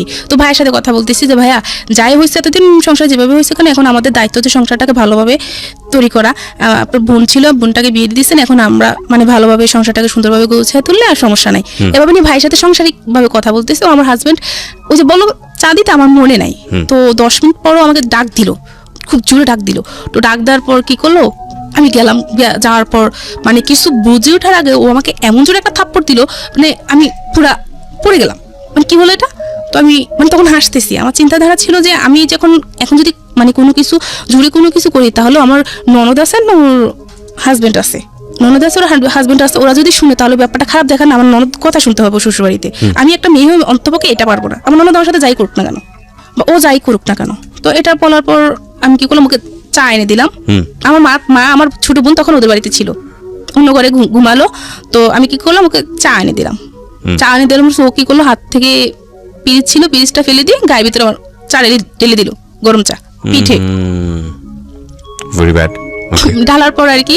তারপর কিছু করি না, তখন ওর পায়ে ধরে বসে আছি যে জানে একটা কথাও বলো না, তুমি যা বলার পরে বলো, ঘরে নতুন জামাই আছে, মানে এভাবে বলতিস ওকে, জান পাখি যা আছে ওকে এগুলো বলে মানে। তারপর শুলাম, শোয়ার পর চোখ বন্ধ করলাম, কতক্ষণ পর আবার দেখি আমার গায়ে মারতেছে, মানে এতক্ষণ কিসের কথা বলতে, কার সাথে? আমার দেবরের সাথে। হ্যাঁ আমি তোকে বললাম। এখন মারার পর এখন আমার শাশুড়ি হঠাৎ করে উঠলো, উঠে দেখে যে এরকম হচ্ছে। তো আমার শাশুড়ি কি শুরু করলি, এখন আমার শাশুড়িকে বকতেছে আপনার হাজবেন্ড, হ্যাঁ যে খেয়াল রাখে না কিভাবে চলতেছে ঘরের ভিতরে বা এসব খেয়াল রাখে না, মাকে খুব বকতেছে। তো মানে আপনাকে মারছে কেন? ওনার ভাইকে তো শাসন করা উচিত ছিল। ওদের সাথে না, ভাইয়ের সাথে আমরা খারাপ কোনো কথা বলতেছি না, ভাই তো খারাপ কিছু বলতেছে না আমাকে, আমি তো সংসারের বিষয়ে কথা বলতেছি। তো ওর মাথায় কি, আমি তো সেটা বুঝতে পারতেছি না, ও কেন এরকম করতেছে। একটা সময় সে আমাকে ভালোবাসতেছে, আমার অসুস্থ হয়ে গেলে মানে আমাকে সে কি করবে, শুধু চিন্তাধারা এটা থাকে যে কোন ডাক্তার দেখালে আমাকে ভালো হবে, কোথায় নিলে আমাকে ভালো হবে, তার মাথায় শুধু এসব কাজ করে। আবার 19 থেকে 20 হতে গেলে আবার মারামারি গালাগালি, খুব এরকম চলতেছে। চলার পর তখন পরের দিন আবার এটা মিটমাট হয়ে গেল, নিজে সব মিটমাট করে ফেললো। আমার মা ছিল ওদের বাড়িতে, তখন আমার মাকে আমার শাশুড়ি বললো, আমাকে মারছে সেটা বলে নাই, বললো যে গালাগালি করছে। পরে আমাকে বললো যে মা কি হয়েছে, তো মা কিছু হয় না, আমি সব শুনছি। তখন মার কাছে তো আমি স্বীকার গেছি যে মা এরকম হয়েছে। তো মা বিশ্বাস করতে পারে না যে মা জামাই এরকম করবে, মানে আমার ফ্যামিলির কোনো মানুষ জানে না যে আমার হাজবেন্ড এরকম করতেছে আমার সাথে। ছোট আন্টি একটু জানে, ছোট আন্টিকে একটু জানি, পরে ছোট বোনকে একটু একটু বলতেছি, ওই সম্পূর্ণ বলতেছি না। তো এরকম চলতে থাকলো। তো একটা সময় কি হলো, ওই যে ওর চললো, মানে বিজনেসটা শুরু করলো। তো একদিন আমাকে ফোন দিয়ে বললো 2016 সালের দিকে, কোরবানি ঈদ ছিল তার 2-3 দিন আগে, 3-4 দিন আগে আর কি। আমি ঢাকা এসে দেখা দেখি বিয়ারে আবার দেশে গেলাম, যাওয়ার পর ও ফোন দিল আমাকে। ফোন দিয়ে বলল একটা কথা। বললাম যে কি? বলে যে মানে আমার যদি বিজনেসটা মানে একটু ভালো হয় তাহলে তুমি আমাকে হেল্প করবো না কেন? মানে ও বিজনেস করার জন্য আমি আমার ফ্যামিলি থেকে টাকা পয়সা এনে দিছি। যখন ও ব্যবসাটা শুরু করে তখন আমার ফ্যামিলি থেকে টাকা পয়সা এনে দিছি। হ্যাঁ, তো এখন এনে দিলাম, এখন যদি সামনে কিছু লাগে, আমার যতটুকু লাগে আমি হেল্প করব। তো বললো যে অন্য উপায় কি?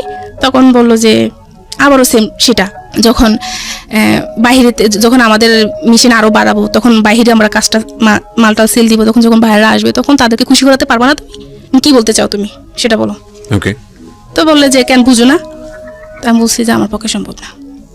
আমার ঘুরে ফিরে আপনাকে ওই জায়গাটায় নিয়ে যাওয়ার চেষ্টা করছে। তখন আমি ওর সাথে রাবিব করলাম যে তুই কেন এরকম করতেছিস আমার সাথে, আর আমি কার জন্য করবো? তোর ভাই বোনের জন্য কেন করবো? আমি ওদের সাথে আমি কোনো অন্যভাবে চলতেছি না, তোর ভাই বোনের জন্য কেমন আমি এটা করবো? আমার বাচ্চা আছে, আমি কাকে খাওয়াবো? আমার একটা বাচ্চাও নিতেছে না। বাচ্চা নেওয়ার কথা বলে যে এখন নেওয়া যাবে না। বাচ্চা নেওয়ার জন্য ফোন দিলে বলতাম যে আমার বাচ্চার দরকার, এসে তখন কি করতো, সে বলতো যে আমি পারবো না, বাচ্চা নিব এখন, নিতে পারবো না, এখন নিলে আমার ফ্যামিলি দেখবে কে? তোর বাচ্চা নিলে এখন আমার কিডনি বিক্রি করতে হবে, কিডনি বিক্রি করে তারপর আমার সংসার চালাতে হবে, আমি এখন বাচ্চা নিতে পারবো না, এসব বলতো। তখন এটা যখন এদিন এটা বলছো, ওর সাথে আমি খুব রাবিব করছি, তুই গাড়ি করে কথা বলছি, মানে খুব ঝগড়া করছি ওর সাথে। আমি ঝগড়া করে তখন চিন্তা করলাম যে এখন কি করা যায়। তখন ঢাকায় যখন আসতাম না, তখন মাঝে মাঝে আপনার জীবনের গল্প আমি শুনতাম। আচ্ছা। জীবনের গল্প আমি শুনতাম। তো ওখান থেকে যে একটা কথা বলতেন না, যে যা করবো মানে ভেবে চিনতে, একটা সিদ্ধান্ত নেওয়ার আগে ভেবে চিনতে সিদ্ধান্ত নিতে হবে, হুটহাট করে কোনো সিদ্ধান্ত নেওয়া যাবে না, এসব বলতেন। বা আপনার কথার মানে বোঝানোর ইয়াটা আমার খুব ভালো লাগতো, শুনতাম। তো এটা নিয়ে ও খুব করতো, এগুলো কি শুনো, এসে এগুলো ভালো না, এগুলো খুব খারাপ, মানে এটা নিয়ে মানে একদিন একটা থাপ্পড় পর্যন্ত দিছে আমাকে। আমি কি বলো, এগুলো শোনা খুব ভালো, এগুলো খুব ভালো একটা অনুষ্ঠান, বলেন এগুলো ফালতু, এগুলো ভালো না। বাবাকে নিয়ে সন্দেহ এবং সবকিছু মিলিয়ে একটা মানুষের পক্ষে সম্ভব না। আমিও অসুস্থ, দিনের পর দিন অসুস্থ থাকতাম। তো এই যে অসুস্থ থাকতাম, সেই দেখতো ডাক্তার, সেই দেখাতো। আমার অ্যাপিন্ডিসাইটের সমস্যা হয়েছিল, অপারেশন করেছে, সেই করছে এগুলা। 1 টাকা আমার ফ্যামিলি থেকে দেওয়া হয়নি, সম্পূর্ণ কিছু ও খরচ করলো। তখন আমার তখন সে আমাকে ভালোবাসে, আমি তাকে ভালোবাসি, তাকে ছাড়া আমি একটা মিনিটও চিন্তা করতে পারতাম না। মানুষটা ভালো, হয়তো বা তার সমস্যা কিছু। তখন আমি আমার ননদকে বললাম যে তোমার ভাই তো এরকম করতেছে। মাকে বললাম যে মা, আপনার ছেলে তো এরকম করতেছে, একটা কাজ করেন, আপনার ছেলেকে একটা ডাক্তার দেখান, একটা ডাক্তার দেখালে তার ভালো হবে, সে যে এরকম করতেছে একটা ডাক্তার দেখালে খুব ভালো হবে। আর তো ওর আবার মাঝে কি শারীরিক একটু সমস্যা ছিল, তো আমার কথা হচ্ছে যে সমস্যা দিচ্ছে সমাধান করবে সে। আচ্ছা। আমার সবসময় এটা মনে হতো। তো ও বলতো যে আগে পায়া তুমি এখন আসো, এজন্য খুশি, কোনো সমস্যা নাই, মানে ওইটা ভাবতো। কিন্তু আমার কথা হচ্ছে যে আল্লাহ সমস্যা দিচ্ছে, আল্লাহ সমাধান করবে, তুমি ডাক্তার দেখাও। আপনি মানে প্রবলেমটা আসলে কার ছিল, আপনাদের হাজবেন্ড ওয়াইফের মধ্যে, যে বেবি না হওয়ার প্রবলেমটা? বেবি না হওয়ার জন্য তো কোনো ডাক্তারই দেখানো হয় নাই, কিন্তু বেবি তো আপনারা হচ্ছে না, বেবি চাচ্ছেন, ঠিক আছে, তো আপনারা আমি চাচ্ছি, ও চাচ্ছে না। তো একবার যেহেতু আমার পিরিয়ডের সমস্যা, আবারও আমি ঢাকাতে একটা মহিলা ডাক্তার দেখালাম। তো দেখানোর পর ওখানে মহিলা ডাক্তার একটা ওষুধ দিল আমাকে, এই ওষুধটা খাবেন, ওই ওষুধটা খেলে তারপর হাজবেন্ড ওয়াইফ একসাথে থাকলে বেবি হবে ইনশাল্লাহ। কিন্তু আমার হাজবেন্ড ওই ওষুধটি আমাকে কিনে দেয়নি। আমি বললাম ওই ওষুধটা কিনো, কেন কিনবো, বেশি কথা বলবা না, তারপর ওকে ঠিক আছে। এরকম ভাবে চলতেছে। পরে চলার পর যখন ও আমাকে এটা বললো, তখন সিদ্ধান্ত নিলাম যে না, আর সহ্য করা যায় না। তখন একটা কাজ করি, যে এই যে সে যে আমার সাথে এরকম করতেছে, তো আমাকে যা করতে হবে ভেবে চিন্তে করতে হবে। বোকা তো মানে বোকার মতো এতদিন সবকিছু সহ্য করছি, আমাকে এখন প্রমাণ করতে হবে যে আসলে সে মানুষ খারাপ, সে ভালো না। সবার কাছে সে অনেক ভালো একজন মানুষ, তাকে আমার প্রমাণ করতে হবে যে সে মানুষ ভালো না। যখন যেদিন কোন একটা বিষয় নিয়ে ঝগড়াঝাটি গালাগালি শুরু হয়ে যেত, 19 থেকে ফোন ধরতে একটু দেরি হইতো, তো এই শুরু হয়ে যেত। তখন আমি আমার বোনকে শোনালাম, আমার মাকে শোনালাম, বাবা তো আগে থেকেই বুঝতে পারলো, শোনালাম, সবাইকে শোনালাম। সবাই মোটামুটি বুঝতে পারতেছে যে আমার হাজবেন্ড খারাপ। তো এটা জানার পরে কি হলো, আমি ঢাকাতেও আস্তে আস্তে আমার বড় মামি বা আমার মামাতো বোন টুন হোক, আমার মেজো মামি, সবাইকে মোটামুটি আমি জানালাম। সবাই মোটামুটি দেখলো, বুঝতে পারলো, সবাই বুঝতে পারলো যে ও আসলে মানে মানুষ হিসাবে বেশি ভালো না। এতদিন মানে ও মুখোশ পড়া ছিল, কিন্তু আসলে সে মানুষ ভালো না। এরকম করার পর কিন্তু ও যে আমার সাথে ওগুলো প্রপোজ করতেছে, ওটা শুধু আমার ছোট বোনকে বললাম আমি, যে মনি এরকম তোর ভাই করতেছে আমার সাথে। ছোট বোনটার বিয়ে হয়ে গেছে, তার বিয়ে হয়ে গেছে। তো তখন বিয়ে হয়ে যাওয়ার পর ছোট বোনটাকে বললাম যে তো ভাইয়া তো আমাকে এগুলো বলে। তখন ও বললো যে আপু তুই একটা কাজ কর, তুই যাইস না ভাইয়ের কাছে, যাইস না, এভাবে মানুষের জীবন চলে না, তুই যাইস না, কত সহ্য করবি তুই, আর কত সহ্য করবি। এটা বলার পর আমি সিদ্ধান্ত নিলাম যে আস্তে আস্তে সব কিছু মানে ওর কাছ থেকে আমার দূরে সরে যেতে হবে। কিন্তু এখন ওই যে আমি আমার ফ্যামিলির পক্ষ থেকে ওর জন্য যে আমি ফ্যামিলি থেকে টাকা পয়সা আনলাম, ওটা তো আমার দিতে হবে। তার আগেও সে টাকা পয়সা আনছে, ওই টাকাটাও এখনো দেওয়া হয় না। আমার নিজের রিক্সে যেটা আনলাম, আমার নিজের রিক্স নিয়ে মামির কাছ থেকে টাকা নিলাম, সেই টাকাটা তো আমাকে তাকে দিতে হবে।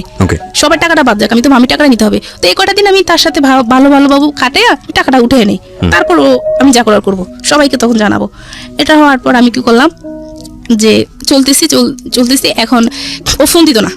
এখন একটা পর্যায়ে কি হয়ে গেল, ঠিক মতো ফোন দিত না। এই যে ঝগড়াঝাটি এসব চলতেছে, একটা সময় সে আমাকে ফোন দিত না। তো ফোন দিত না, তখন খারাপ লাগতো, ভালোবাসার মানুষটা ফোন দিচ্ছে না, মানে খুব খারাপ লাগতো। তো তখন আমি ফোন দিতাম যে জান তুমি ফোন দিচ্ছ না কেন?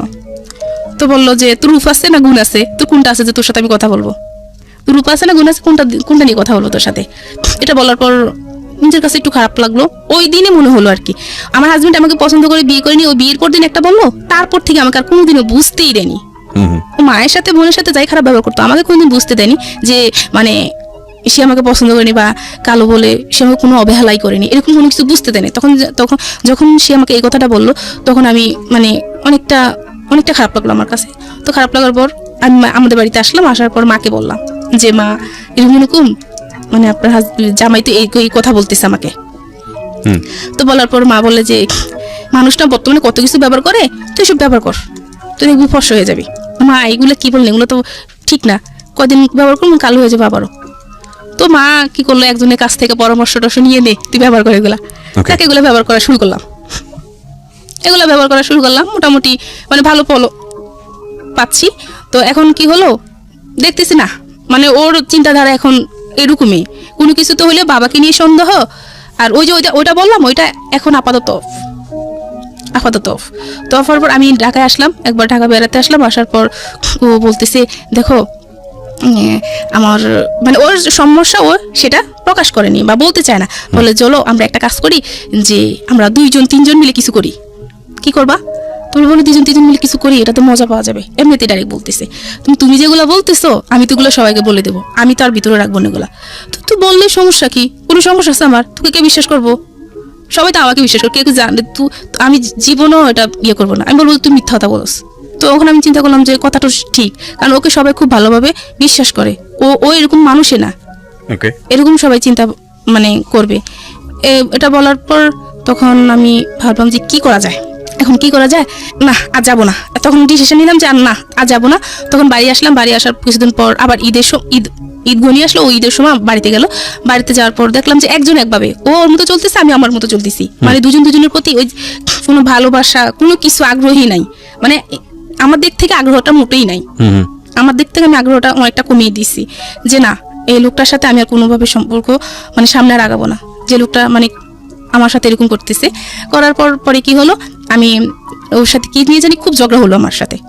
ঝগড়া হওয়ার পর আমি বাবার বাড়িতে চলে আসলাম ঈদের টাইমে।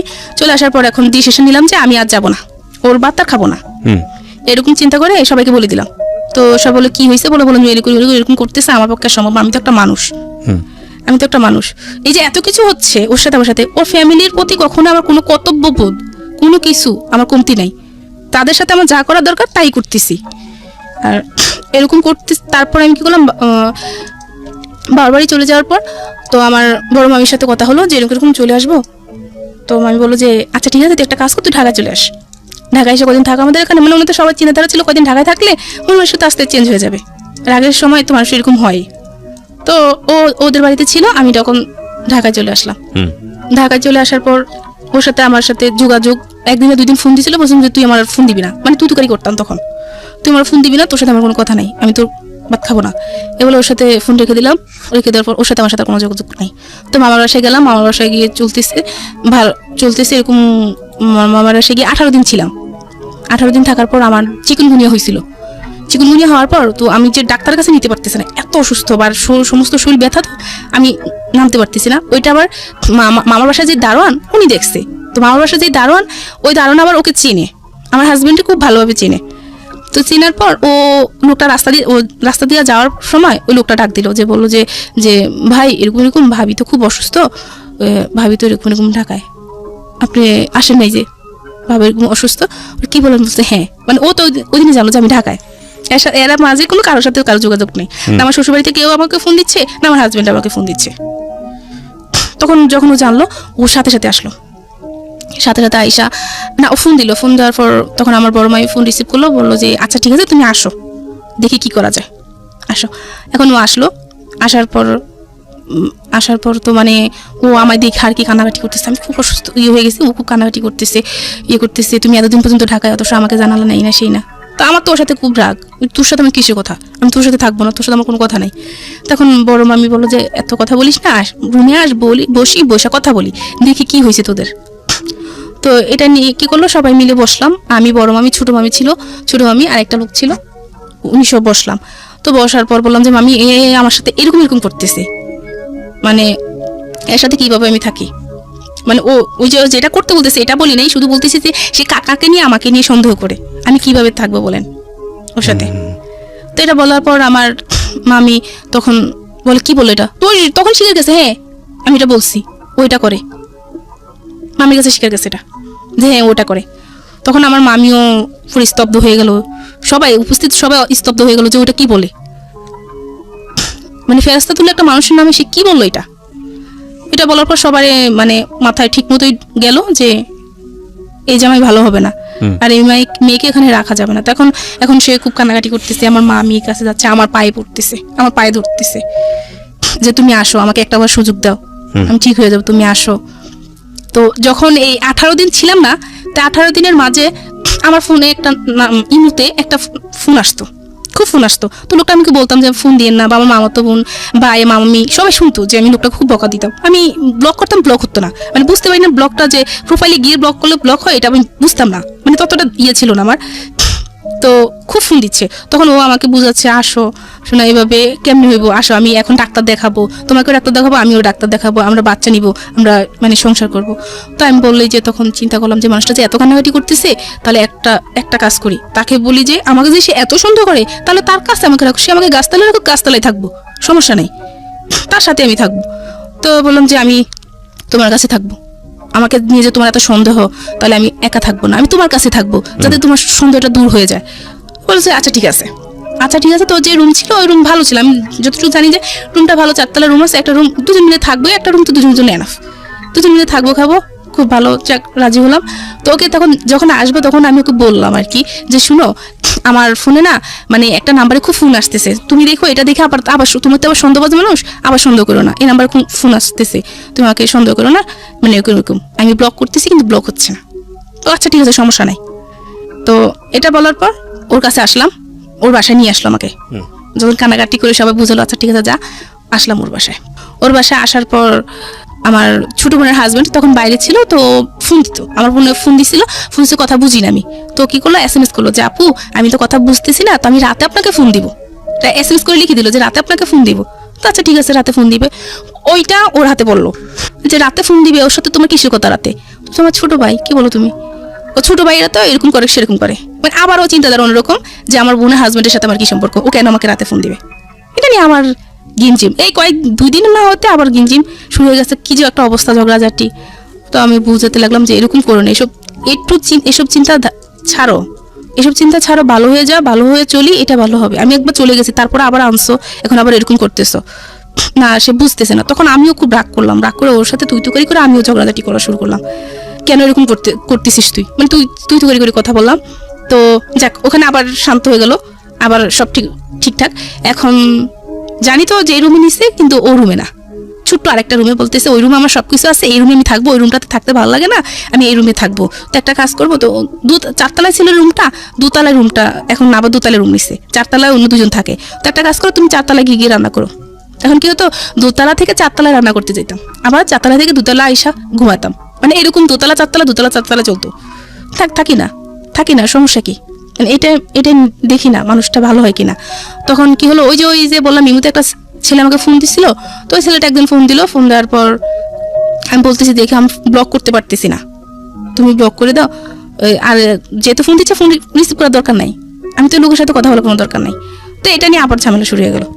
তো ওই লোকটাকে ওই দিনে আমি কিভাবে জানি প্রোফাইলে গিয়ে আমি ব্লক করে দিলাম, শেষ। ওই দিনে ওই কাহিনিটা ওখানে শেষ। এটা নিয়ে ঝগড়া হওয়ার পর ওইখানে কাহিনিটা শেষ।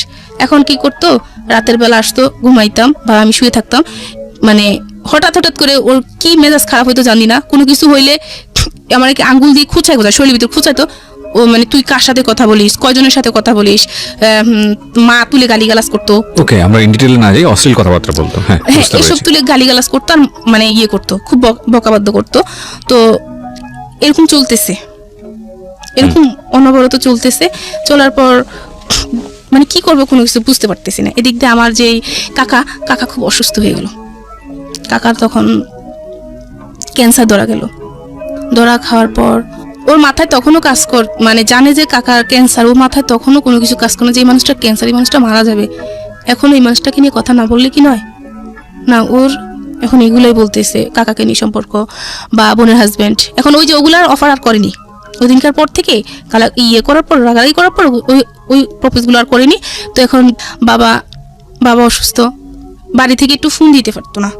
যখন মাকে ফোন দিতাম তো বলতো যে বাবা খুব অসুস্থ, তোর বাবার আজকে এই অবস্থা। তখন শুনে খুব খারাপ লাগতো যে আমার মানে বাবার এই অবস্থা। আর আমি যখন থেকে আমার হাজব্যান্ড এগুলো সন্দেহ করা শুরু করলো, তখন থেকে আমি কোনোদিনও মানে বাবা বলে জড়িয়ে ধরতে পারিনি যে এই মানুষটা আমার বাবা, কাকা, যে মানুষটা আমার ছোট থেকে বড় করছে। একটা দ্বন্দ্ব লাগতো, বুকের ভিতরটা জানি কেমন করতো যে এই মানুষটাকে নিয়ে আমার হাজব্যান্ড এত কথা বলে, যে মানুষটা আমাকে মা ছাড়া কখনো কথা বলেনি। আমার সন্তান নাই, কিন্তু আমার বাবা আমাকে মা ডাকতো, ওইটাই আমার আল্লাহর কাছে শুকরিয়া ছিলাম। তো এখন এরকম চলতেছে। চলার পর আমি একদিন কি করলাম, আমার মামার বাসায় গেলাম। আমার মামাতো বোন, আমার খালাতো বোন সবাই ছিল বাসায়। আমি গেলাম ওদের কাছে, গিয়ে মানে কয়েকদিন থাকলাম, 3 দিন থাকলাম আর কি। 3 দিন থাকলাম, ওকে বললাম যে আমি থাকি। তো প্রথম দিল, কিন্তু পরে আসার পর আর কি এগুলো নিয়ে ঝামেলা করলো যে কেন ছিলি, এই সেই। তোর কি খবর আছে যে আমি যে একটা মানুষ ছিলাম, খাওয়া দাওয়ার কষ্ট হচ্ছে, তোর কি এটা খবর ছিল? এটা নিয়ে আর কি ঝগড়াঝাটি হলো। ও করলো আমার সাথে, আমি করলাম যে তুমি কি কইতে চাও এইসব। মানে এখন তো আমি পুরোপুরি ওর থেকে মানে দূরে চলে যাচ্ছি, যে এই মানুষটার সাথে আমি থাকবো না, এই মানুষটার সাথে আমি থাকবো না। যতই সুযোগ দিয়ে যাই কই না কেন, এই মানুষটার সাথে আমি মন মিশিয়ে আমি চলতে পারবো না।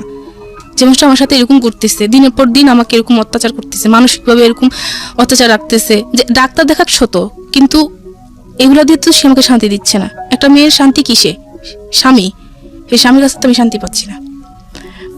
তো এটা নিয়ে খুব ঝগড়া হলো। একদিন রাতে খুব ঝগড়া হলো। ঝগড়া হওয়ার পর মানে একটা পর্যায়ে আমাকে খুব মারলো, অনেক মারলো। মারার পর আমি আমার ভাইকে ফোন দিলাম যে আমার এই করছে, আমাকে মারছে।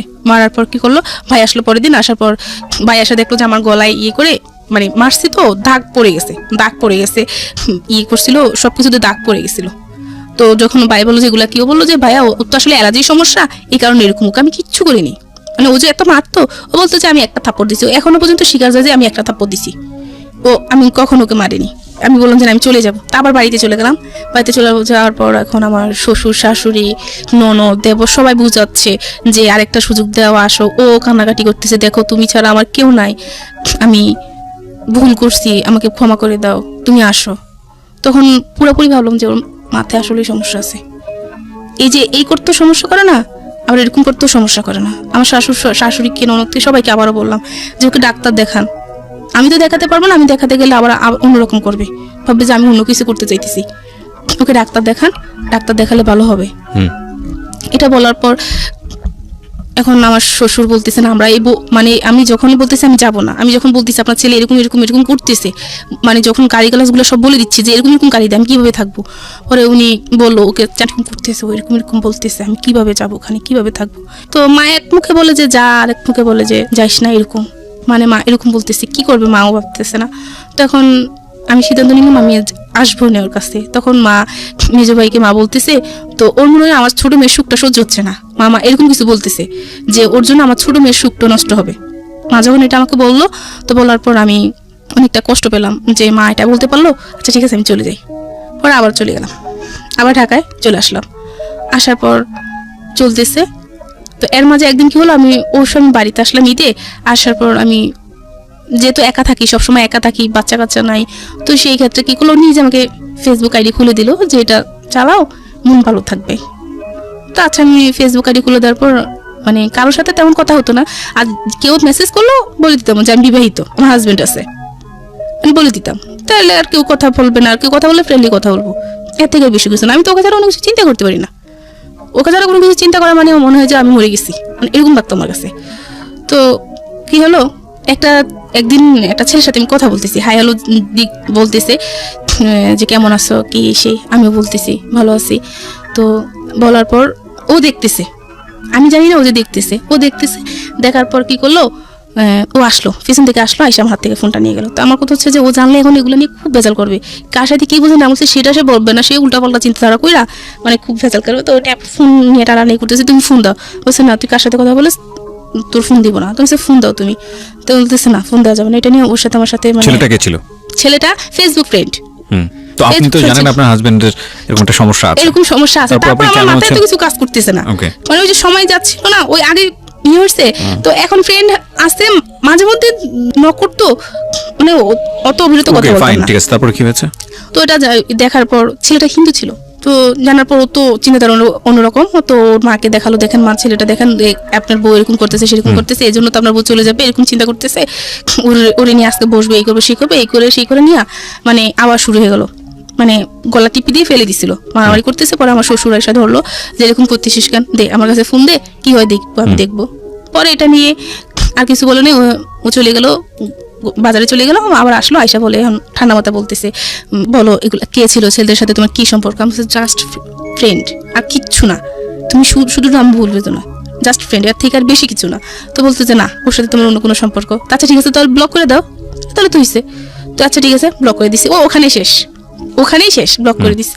এখন এটা নিয়েও কি করতো, রাতে এটা নিয়ে কথা তুলতো, বিভিন্ন সময় মেজাজ করা থাকতো যে ওর ফ্যাক্টরিতে ফোন দিত, ওর ভাই থাকতো না ফ্যাক্টরিতে, ভাই থাকতো না, পাইতো না, তো না পাইলে কি করতো, ওর ভাইকে যদি না পাইতো ওই ঝালটা আমার উপর উঠাইতো, ওর রাগটা আমার উপর উঠাইতো। এটা নিয়ে এরকম ঝামেলা হচ্ছে দিন তারপর আবার ঢাকায় চলে গেলাম, ওই ইয়ের পর তারপর দিন ঢাকায় চলে আসলাম। চলে আসার পর তো এভাবে চলতে থাকার পর 2018 সালের দিকে আমি যখন ওকে বাচ্চার কথা আবারও বললাম, তো বলে যে এখন তো টাকা পয়সা হাতে নেই, টাকা পয়সা হাতে আসুক তারপর আমরা ডাক্তার দেখাবো। তো আমি বলি যে আচ্ছা ঠিক আছে, এটা বলে আমি আমার নানুর বাড়িতে বাসায় বেড়াতে গেলাম কারণগঞ্জে। ওখানে যাওয়ার পর আমি একটা চাকরির অফার পেলাম। চাকরির অফার পাওয়ার পর যে চাকরিটা করব, ওনাদের সাথে আমি কথা বললাম, ওনারা বললো যে আচ্ছা ঠিক আছে নিব। তো ওকে আমি ফার্স্ট বললাম, আর ও বললো যে ঠিক করছে, আর তুমি করবো, আচ্ছা তার তো ভালো হয়েছে, মিষ্টি খাওয়াই সেই মানে হাসি খুশি। তো আমি ভাবছি তো রাজি হয়ে গেছে। তো আমার কাছে আমার সবসময় কাগজপত্র আমার সাথে থাকে, আমি বললাম কাগজপত্র সব কিছু জমা দিয়ে দিলাম, মানে চাকরি করবো আমি। পরে ওরকম আমি বুঝে বললাম, শুনো যেহেতু তোমার কাছে টাকা পয়সা নেই, তো আমি তাহলে 2 বছর চাকরি করি, 2 বছর চাকরি করে টাকা পয়সা যা জমিয়ে তারপর আমরা ভেবে নিব, ডাক্তার দেখাবো, তুমি এদিকে তুমি করে তুমি তোমার সংসারটাকে গড়ে তোলো। তা এটা বলছি, আচ্ছা ঠিক আছে। এখন কাগজপত্র জমা দিতে গেছি, তখনও কিছু বললো না। যখন আমি ওই অফিসে গেলাম, হেড অফিসে না, আরেকটা ব্রাঞ্চে গেলাম, তারপর ওনারা কি বললো যে আপনার হাজব্যান্ডের সাথে কথা বলবো। আচ্ছা ঠিক আছে বলুন, আমি তো জানি আমার হাজব্যান্ড বলছে আমাকে। তো আমার হাজব্যান্ডের সাথে কথা বলতে দিয়েছে, ও বললো যে আমি জানি না, ওর ফ্যামিলি জানে, ওর ফ্যামিলি যদি ওকে চাকরি করতে দেয় তাহলে আমার সেটা জানার বিষয় না। এটা বলার পর উনি বলতেছে আপনার হাজব্যান্ডের সাথে আপনার দূরত্ব আছে? আচ্ছা না দূরত্ব নেই। তাহলে সে এটা বললো কেন? আচ্ছা ঠিক আছে সমস্যা নেই, আপনি চলে যান, চলে গিয়ে ওনাকে বুঝান, সমস্যা নেই, আমরা আপনাকে ফোন দিব। তো এটা বলে আমি বাসায় গেলাম, বাসায় গিয়ে ওর সাথে মানে আমি খুব রাব বিহেভ করলাম। আমি নিজে যে তুই এটা বললি কেন, আমি তো ভালোই চাচ্ছি, যে তোর যে টাকা পয়সা নাই, তুই যে বাচ্চা কাচ্চা নিতে পারবি না, তাহলে আমি টাকা জোগাড় করে আমি ডাক্তার দেখাবো, তুই এটা বললি কেন? এটা নিয়ে ওর সাথে আমার মানে খুব ঝগড়া হচ্ছে। হওয়ার পর কি করলাম যে যা আমি থাকবো না, আর আমাকে রাখতে পারবি না, এতদিন এত কিছু হয়েছে আর রাখতে পারবি না, এটা করে আমি চলেই আসবো, যে যা তোকে এখান থেকে আমি ডিভোর্স দিয়ে যাবো। তো ও দুজনে মিলেই ঝগড়া করতেছি। তো করার পর কি বলছে আচ্ছা ঠিক আছে আয়, তুই আমাকে ডিভোর্স দিবি, তো আয় আমার সাথে আয়। তো আমি কি করছি, সত্যি ওর সাথে বেরিয়ে গেলাম। বাইরে যাওয়ার পর কি করলো, ওর একটা ফ্রেন্ডের বাসা নিয়ে গেলো। আমি আবার মেজু ভাইকে বললাম যে এরকম ওর ফ্রেন্ডের বাসা আমাকে নিয়ে যাচ্ছে, আমরা আজকে মানে আলাদা হয়ে যাবো। তো এটা বলার পর আমার ভাই তো মানে ভয় পেয়ে গেল যে ওর ফ্রেন্ডের বাসা কেন নিবে। এটা মানে ভয় পাওয়ার পর ভাই কি করলো, আমাদের আত্মীয় স্বজন যাচ্ছে সবাইকে জানালো যে এরকম আমি একটা জায়গায় যাচ্ছি, যদি কোনো সমস্যা হয় তাহলে আমি ফোন দিব।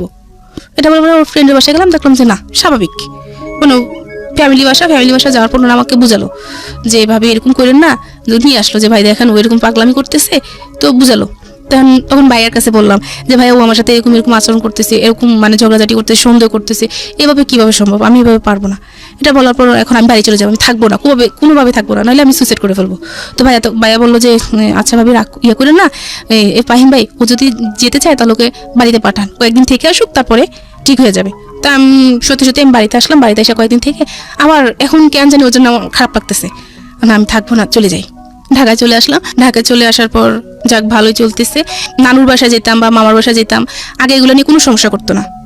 প্রথম এগুলো নিয়ে কোনো সমস্যা করতো না, পরবর্তীতে এগুলো নিয়ে সমস্যা করতেছে। যা ও ছাড়া আমি আমার ফ্যামিলির মানুষের সাথে অনেক জায়গায় ঘুরতে যেতাম, যেতে দিত, এগুলো নিয়ে কোনো সমস্যা করতো না, এগুলো নিয়ে ভালো ইয়ে করতো। তো ফিরতেছি ভালোই। এখন রমজানে কি করলাম, ও একদিন বসে আমাকে বলতেছে যে তুমি কোন দিন জানি মানে টার্গেটে পড়ে গেছো। কি টার্গেটে বলছো, তুমি মেরে ফেলবো নাকি, কিসের টার্গেট বলতেছো তুমি এগুলা, বলছো টার্গেটে পড়ে গেছো, তুমি হাসতেছে আর বলতেছে টার্গেটে পড়ে গেছো। তা আমি এটাতে খুব ভয় পাইছি যে কিসের টার্গেটে পড়ে যাচ্ছি আমি। তো বললো যে না কিছু না, এ বলে ও মানে তখনই চুপচাপ হয়ে গেল। তখন আমার খুব ভয় লাগলো যে সে খারাপ কিছু একটা করতে চাচ্ছে, যে আমি টার্গেটে পড়ে যাচ্ছি। তখন আমি আমার ফ্যামিলিকে বললাম যে ওরকম করতেছে। এখন সবাইকে মোটামুটি বলা হয়ে গেল, এখন সবাই চাইতেছে যে চলে আয়। এখন সবাইকে বিশ্বাসও বলতে বললাম যে এখন আমাকে কেউ দোষ দিতে পারবে না, কেউ বলতে পারবে না যে আরেকটা সুযোগ দেয়, কেউ বলতে পারবে না ধৈর্য ধর, আমি দোষলাম। সবাইকে দেখানোর পর আমি কি করলাম, ঈদে বাড়িতে গেলাম। বাড়িতে গিয়ে আবার চলে আসলাম, চলে আসার পর এখন বাবা অসুস্থ, আরো বেশি গুরুতর অসুস্থ হচ্ছে। তো গেলাম, বাড়িতে আসলাম, যাওয়ার পর বাবাকে দেখে এসে আবার চলে আসলাম। আবার 9 দিন পর আবার ফোন গেল যে বাবা খুবই অসুস্থ। তো তার আগের দিন আমি ওকে তার সাথে আমার যে সমস্যাটা হয়েছিল তো ওই দিন আমি দুজন হাসাহাসি করতেছি, বলতেছে যে তোমার হাতের রান্না আসলে অন্যরকম, মানে খায় খুব তৃপ্তি পাওয়া যায়। আমি কিছু সব বাদ দাও, এবার দুষ্টাইম পাজলাম যা হয়েছে করো, এটা কাজ করো, শোনা এবার বাচ্চা নেওয়ার জন্য ডাক্তার দেখাই, এটা ভালো হবে। ওইটা বলছি, আবার রাগারাগি শুরু হয়ে গেল, তোর বাচ্চা নেওয়ার জন্য এত পাগলখানে এসে এরকম করে পর তুমি যা আর থাকবো না, এইবার শেষ। তখন কি করলাম, সবকিছু ইয়ে করে পরের দিন ফোন আসলো যে বাবা খুবই অসুস্থ, আমাকে দেখতে চাচ্ছে। তো চলে গেলাম। বাড়িতে চলে যাওয়ার পর 5 দিন পর বাবা মারা গেল। 5 দিন পর বাবা মারা গেল, আমাকে মা ডাকার যে আমাকে মা রাখতো সে মারা গেল। তো বাবা মারা যাওয়ার আগে মানে শুধু এটা বলো যে মা তুই খুব ভালো থাকবি, আর এই লোকটার কাছে না যাওয়াটা ভালো হবে, যে এত কষ্ট দেয় আমার মাটারে। তো বাবা মারা যাওয়ার পর ওকে জানানো হলো, ওরা গেল, যাওয়ার পর যা কিছু করার করে চলে আসলো। তারপর ঈদ হলো, কোরবানি ঈদ হওয়ার পর এখন ঈদের সময় ওদের বাড়িতে যাওয়ার জন্য আমাকে বলতেছে, আমি যাইনি। না যাওয়ার কারণে অনেক চেষ্টা তারা করলো আমাকে যাওয়ার জন্য, আমি যাইনি। তারপর আমার দেবর বিয়ে ছিল, তো আমার ননদ দেবর আয়সা খুব মানে ইয়ে করে নিয়ে গেল যে ওকে নিয়ে যাই, ওকে দেন। তো আমাকে একদিনের জন্য দেওয়া হলো। একদিন গিয়ে থেকে তারা বললো যে আমরা বসবো এটা নিয়ে, ওরা এইভাবে আর কয়েকদিন চলবে, ওরা দুজনের বয়স হচ্ছে, বাচ্চা কাচ্চা কিছু হচ্ছে না, এটা 2 দিন পর ঝগড়া, তার থেকে ভালো ওদের এরকম হওয়া দরকার কি। এটা বলে আমি একদিন থেকে তারপর চলে আসলাম। ওই দিন বসলো, সবাইকে নিয়ে বসা হলো। এখন বসা হওয়ার পর বললো যে তোদের সমস্যা কি, মূল সমস্যাটা কি। তো আমাকে প্রথম জিজ্ঞাসা করলো যে কি সমস্যা। পরে আমি বললাম যে আমাকেও সন্দেহ করে কতদিন যাবত, বিয়ের 1 সপ্তাহ পর থেকে। তো এতদিন তুই বলিস নি কেন, এতদিন বলিনি, দেখি না ঠিক হয় কিনা। কিন্তু এতটা বছর পর্যন্ত, কত বছর, 7.5 বছর, এতদিন পর্যন্ত এত কিছু করলাম। পরে বললাম যা হচ্ছে আমার সাথে এরকম বলতেছি। আর ও বললো যে তখন ওকে জিজ্ঞাসা করলো যে তুমি ওকে সন্দেহ করো কেন। পরে বললো যে আবার না, ও অসুস্থ দেখে আমার ওর সন্দেহ হয়, তুমি এই যে সন্দেহ করতেছো, ওর কিছু পাইছে পর্যন্ত। বলছে না, ওকে কোনো ছেলেদের সাথে কথা বলে, যে ও একটা ছেলের সাথে কথা বলছে, ইমুতে কথা বলছে, ফেসবুকে কথা বলছে, কিছু করছে, ওর সাথে দেখা করছে, কয় না। তো ও বিয়ের আগে একটা ছেলের সাথে সম্পর্ক করছে, ওই ছেলের সাথে কোনোদিন কথা বলছে, যে না। এসব যখন সে বললো, তাহলে তুমি ওকে সন্দেহ করো কেন, ও অসুস্থ থাকে এই জন্য আমার সন্দেহ হয়। আমি কেন সন্দেহ হয় জানি না, অসুস্থ থাকে সন্দেহ হয়। এটা বলার পর সবাই বললো যে আচ্ছা ঠিক আছে, তাহলে ওকে 2 মাস সময় দেওয়া হোক। আমি তো যাবো নাই। তখন আমি আমার একটা আঙ্কেলকে বললাম যে ও আমাকে এসব অফার করে, আমি কিভাবে ওর সাথে যাবো। তারপর সবাই মিলে একটা বললো যে না, ওকে সময় দেখ, কারণ এখন বাবা মারা গেছে, এখন আমার মানে উপরে আর তো ইয়ে নাই। 2 মাস সময় নেওয়ার পর ও আমাকে ফোন দিত, আমি ঠিক মতো কথা বলতাম না। তখন ও বললো কেন তুমি আমার সাথে এরকম করো, এখন তো সবকিছু ঠিকঠাক হয়ে গেছে, তুমি 2 মাস থাকো তারপরে আসো এসে। তখন আমি বললাম যে তোমার সাথে আমার কিসের কথা, যে স্বামী তার স্ত্রীকে এসব কথা বলতে পারে। কখন আমি তোকে বললাম, আমি তো তোকে কিছুই বলিনি। আমি এখন সবাইকে বলবো যে তুই আমাকে এসব অফার করছিস, যে তুই অন্য ছেলেদের সাথে থাকতে চাস, এই জন্য আমি তোকে দিতে চাই না বলে তুই আমার কাছ থেকে চলে যাস। আমি এইসব মানুষকে বলবো, দেখি তুই কি করিস, পারলে তুই কিছু করিস। মানে সবাই আমাকে বিশ্বাস করে, ও খুব ভালোভাবে মিথ্যা বলতে পারে। তো তখন চিন্তা করলাম যে কি করবো এখন। আর এখন বাড়িতে যখন থাকতেছি তখন মোটামুটি অনেকে জেনে গেছে যে আমার মানে এরকম হবে। তখন একজন অফার করলো যে একটা কাজ কর, এরকম থেকে কি করবি, ইমুতে কথা বল, ছেলেদের সাথে ইমুতে কথা বলে টাকা ইনকাম করিস।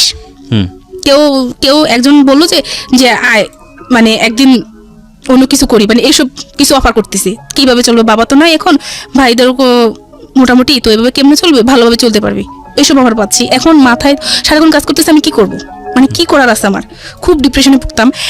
রাতের পর আমি রাত কি করতাম, বাইরে কাটাতাম, মানে গ্রামের বাড়িতে রাতকে 2টা-3টা পর্যন্ত বাইরে দাঁড়িয়ে থাকতাম, মানে আমার ঘুম হতো না যে আমি কি করব, এই মানুষটার সাথে আমি কাটাবো সারাটা জীবন, যে মানুষটা আমাকে এসে বলতেছে না আমি একা থাকবো, কোনটা করব। তো আমি আমার একটা আঙ্কেলকে বললাম যে মা আঙ্কেল এই অবস্থা, আমি এখন কি করব, আমাকে একটা কাজ জোগাড় করে দিতে পারবেন? পরে বলে যে তুই কতটুকু পড়াশোনা করছিস? তো আমি বললাম যে আমি ইন্টারমিডিয়েট কমপ্লিট করলাম, আমার কোনো রিসেপশনে হলে হবে, সমস্যা নাই, আমি তো চলতে পারবো, এরকম কিছু হলে হবে। তো উনি বললো আচ্ছা ঠিক আছে, তুই ঢাকা আসলে তোর মানে একটা গতি করে দেবো। পরে ঢাকা আসলাম, ঢাকায় আসার পর একটা কোম্পানিতে উনি আমাকে রিসেপশনের জন্য ফার্স্ট সিলেক্ট করা হলো। তো সিলেক্ট করার পর আর ওনারা আমাকে রিসেপশনে না রেখে অন্য কাজে দিয়ে দিল অ্যাকাউন্টসে, যে তুমি এটা করো, দেখি তুমি পারবে না। আমি তখন কিছুই জানতেছি না, কম্পিউটার সম্পর্কে কিছুই জানি না, বা আমি যেহেতু পড়াশোনা থেকে এতটা বছর দূরে, আমি ইংলিশ সম্পর্কে সব কিছু আমার মাথা থেকে চলে গেছে, আমি কোনো কিছু পারতেছি না। তো আমার কলিগ যারা, তারা আমাকে খুব হেল্প করছে, বস সবাই খুব হেল্প করতেছে আমাকে, হেল্প করে আমি মানে এখন অনেকটা ভালো পর্যায়ে চলে গেছি। আর এখন ওর সাথে তো আর কোনো যোগাযোগ নাই। কতদিন যাবত যোগাযোগ নাই? ওর সাথে যোগাযোগ নাই, ওই ঢাকায় আসার আগ থেকে ওর সাথে আর যোগাযোগ ছিল না। মাঝখান দিয়ে একদিন ফোন দিয়ে জানতে চাই, বুঝতে চাইতেছে যে সে কি করতে চায়। আপনি এটা বলেন। প্রায় 7 মাস। 7 মাস। আপনি ভালো আছেন না বন্ধ আছেন? ভাইয়া ডিভোর্স হয়ে গেছে। ডিভোর্স হয়ে গেছে, তো ভালো আছেন না বন্ধ আছেন? এখন ভাইয়া আমি যেখানে কাজ করতেছি ওখানে একটা ইন্টারন্যাশনাল কোম্পানি, তো আমি আপনাকে জিজ্ঞেস করছি ভালো আছেন না বন্ধ? বলতেছি আমি। হ্যাঁ, না ইন ডিটেইল না, আপনি শুধু অ্যানসার করেন ভালো আছেন না বন্ধ আছেন। আমার ইন ডিটেইল জানার দরকার নাই, আমি ঘটনা যেটা বুঝতে পেরেছি অনেক আগেই বুঝতে পেরেছি। আপনি শুধু আমাকে এইটুকু অ্যানসার করেন যে আপনার আগের যে জীবন ছিল সেই জীবনের থেকে এই জীবনটা ভালো না বন্ধ?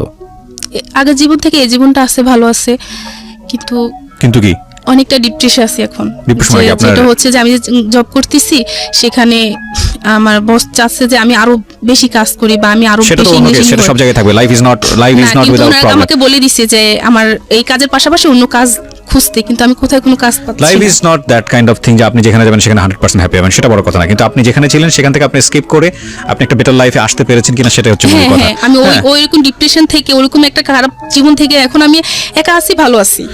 7 ইয়ার্স ধরে আপনি একটা মানুষকে বুঝে উঠতে পারেন নাই, বা 7 ইয়ার্স ধরে একটা মানুষের সাথে আপনি সিদ্ধান্ত নিতে পারেন নাই। অনেকে 7 বছর না, অনেকে 27 বছরও পারে না, এটাই সত্য কথা, the ugliest truth of life. তারপর আমার মনে হয় যে মানুষের সঙ্গে আপনার হচ্ছিল না, যে মানুষটা আপনাকে সন্দেহ করে, এবং সন্দেহ করে আলটিমেটলি একটা মানুষ আপনাকে খুনও করতে পারে, হ্যাঁ ভুল করে খুনও করতে পারে, সন্দেহ এরকম একটা বাতিক। তো সেই জায়গাটা থেকে আমার মনে হয় সিদ্ধান্তটা ঠিকই আছে, প্রথম কথা হচ্ছে এটা। আর দ্বিতীয় কথা হচ্ছে যে 7 বছরও যেহেতু সে আপনাদের সন্তান নেওয়ার ব্যাপারে কোনো সিদ্ধান্ত নিতে পারেনি, তার মানে সামথিং ইজ রং। তো আজকের এই জীবন গল্পটা আপনি কেন বললেন? আপনার কথা থেকে শেষ করতে চাই আমাদের এই অনুষ্ঠানটা। আমার বললাম যে কেউ কোনো সিদ্ধান্ত নেওয়ার আগে ভেবেচিন্তে কোনো সিদ্ধান্ত নিবে, আর আমার মতো যাতে টাইমটা কেউ বেশি না নেয়, মানে আপনি মনে করেন যাই সমস্যা হোক না কেন পরিবারের কাছে যাতে সেটা শেয়ার করে। Right, 7 years is a big time, right? পরিবারের কাছে যেটা শেয়ার করে সেটা ভালো হবে। আর আমি এটা যেটা করছি সেটা আমার দিক থেকে আমি খুব ভালো করছি। আর আমি যে জীবনের গল্প শোনার পর আমি এটা বুঝতে পারছি যে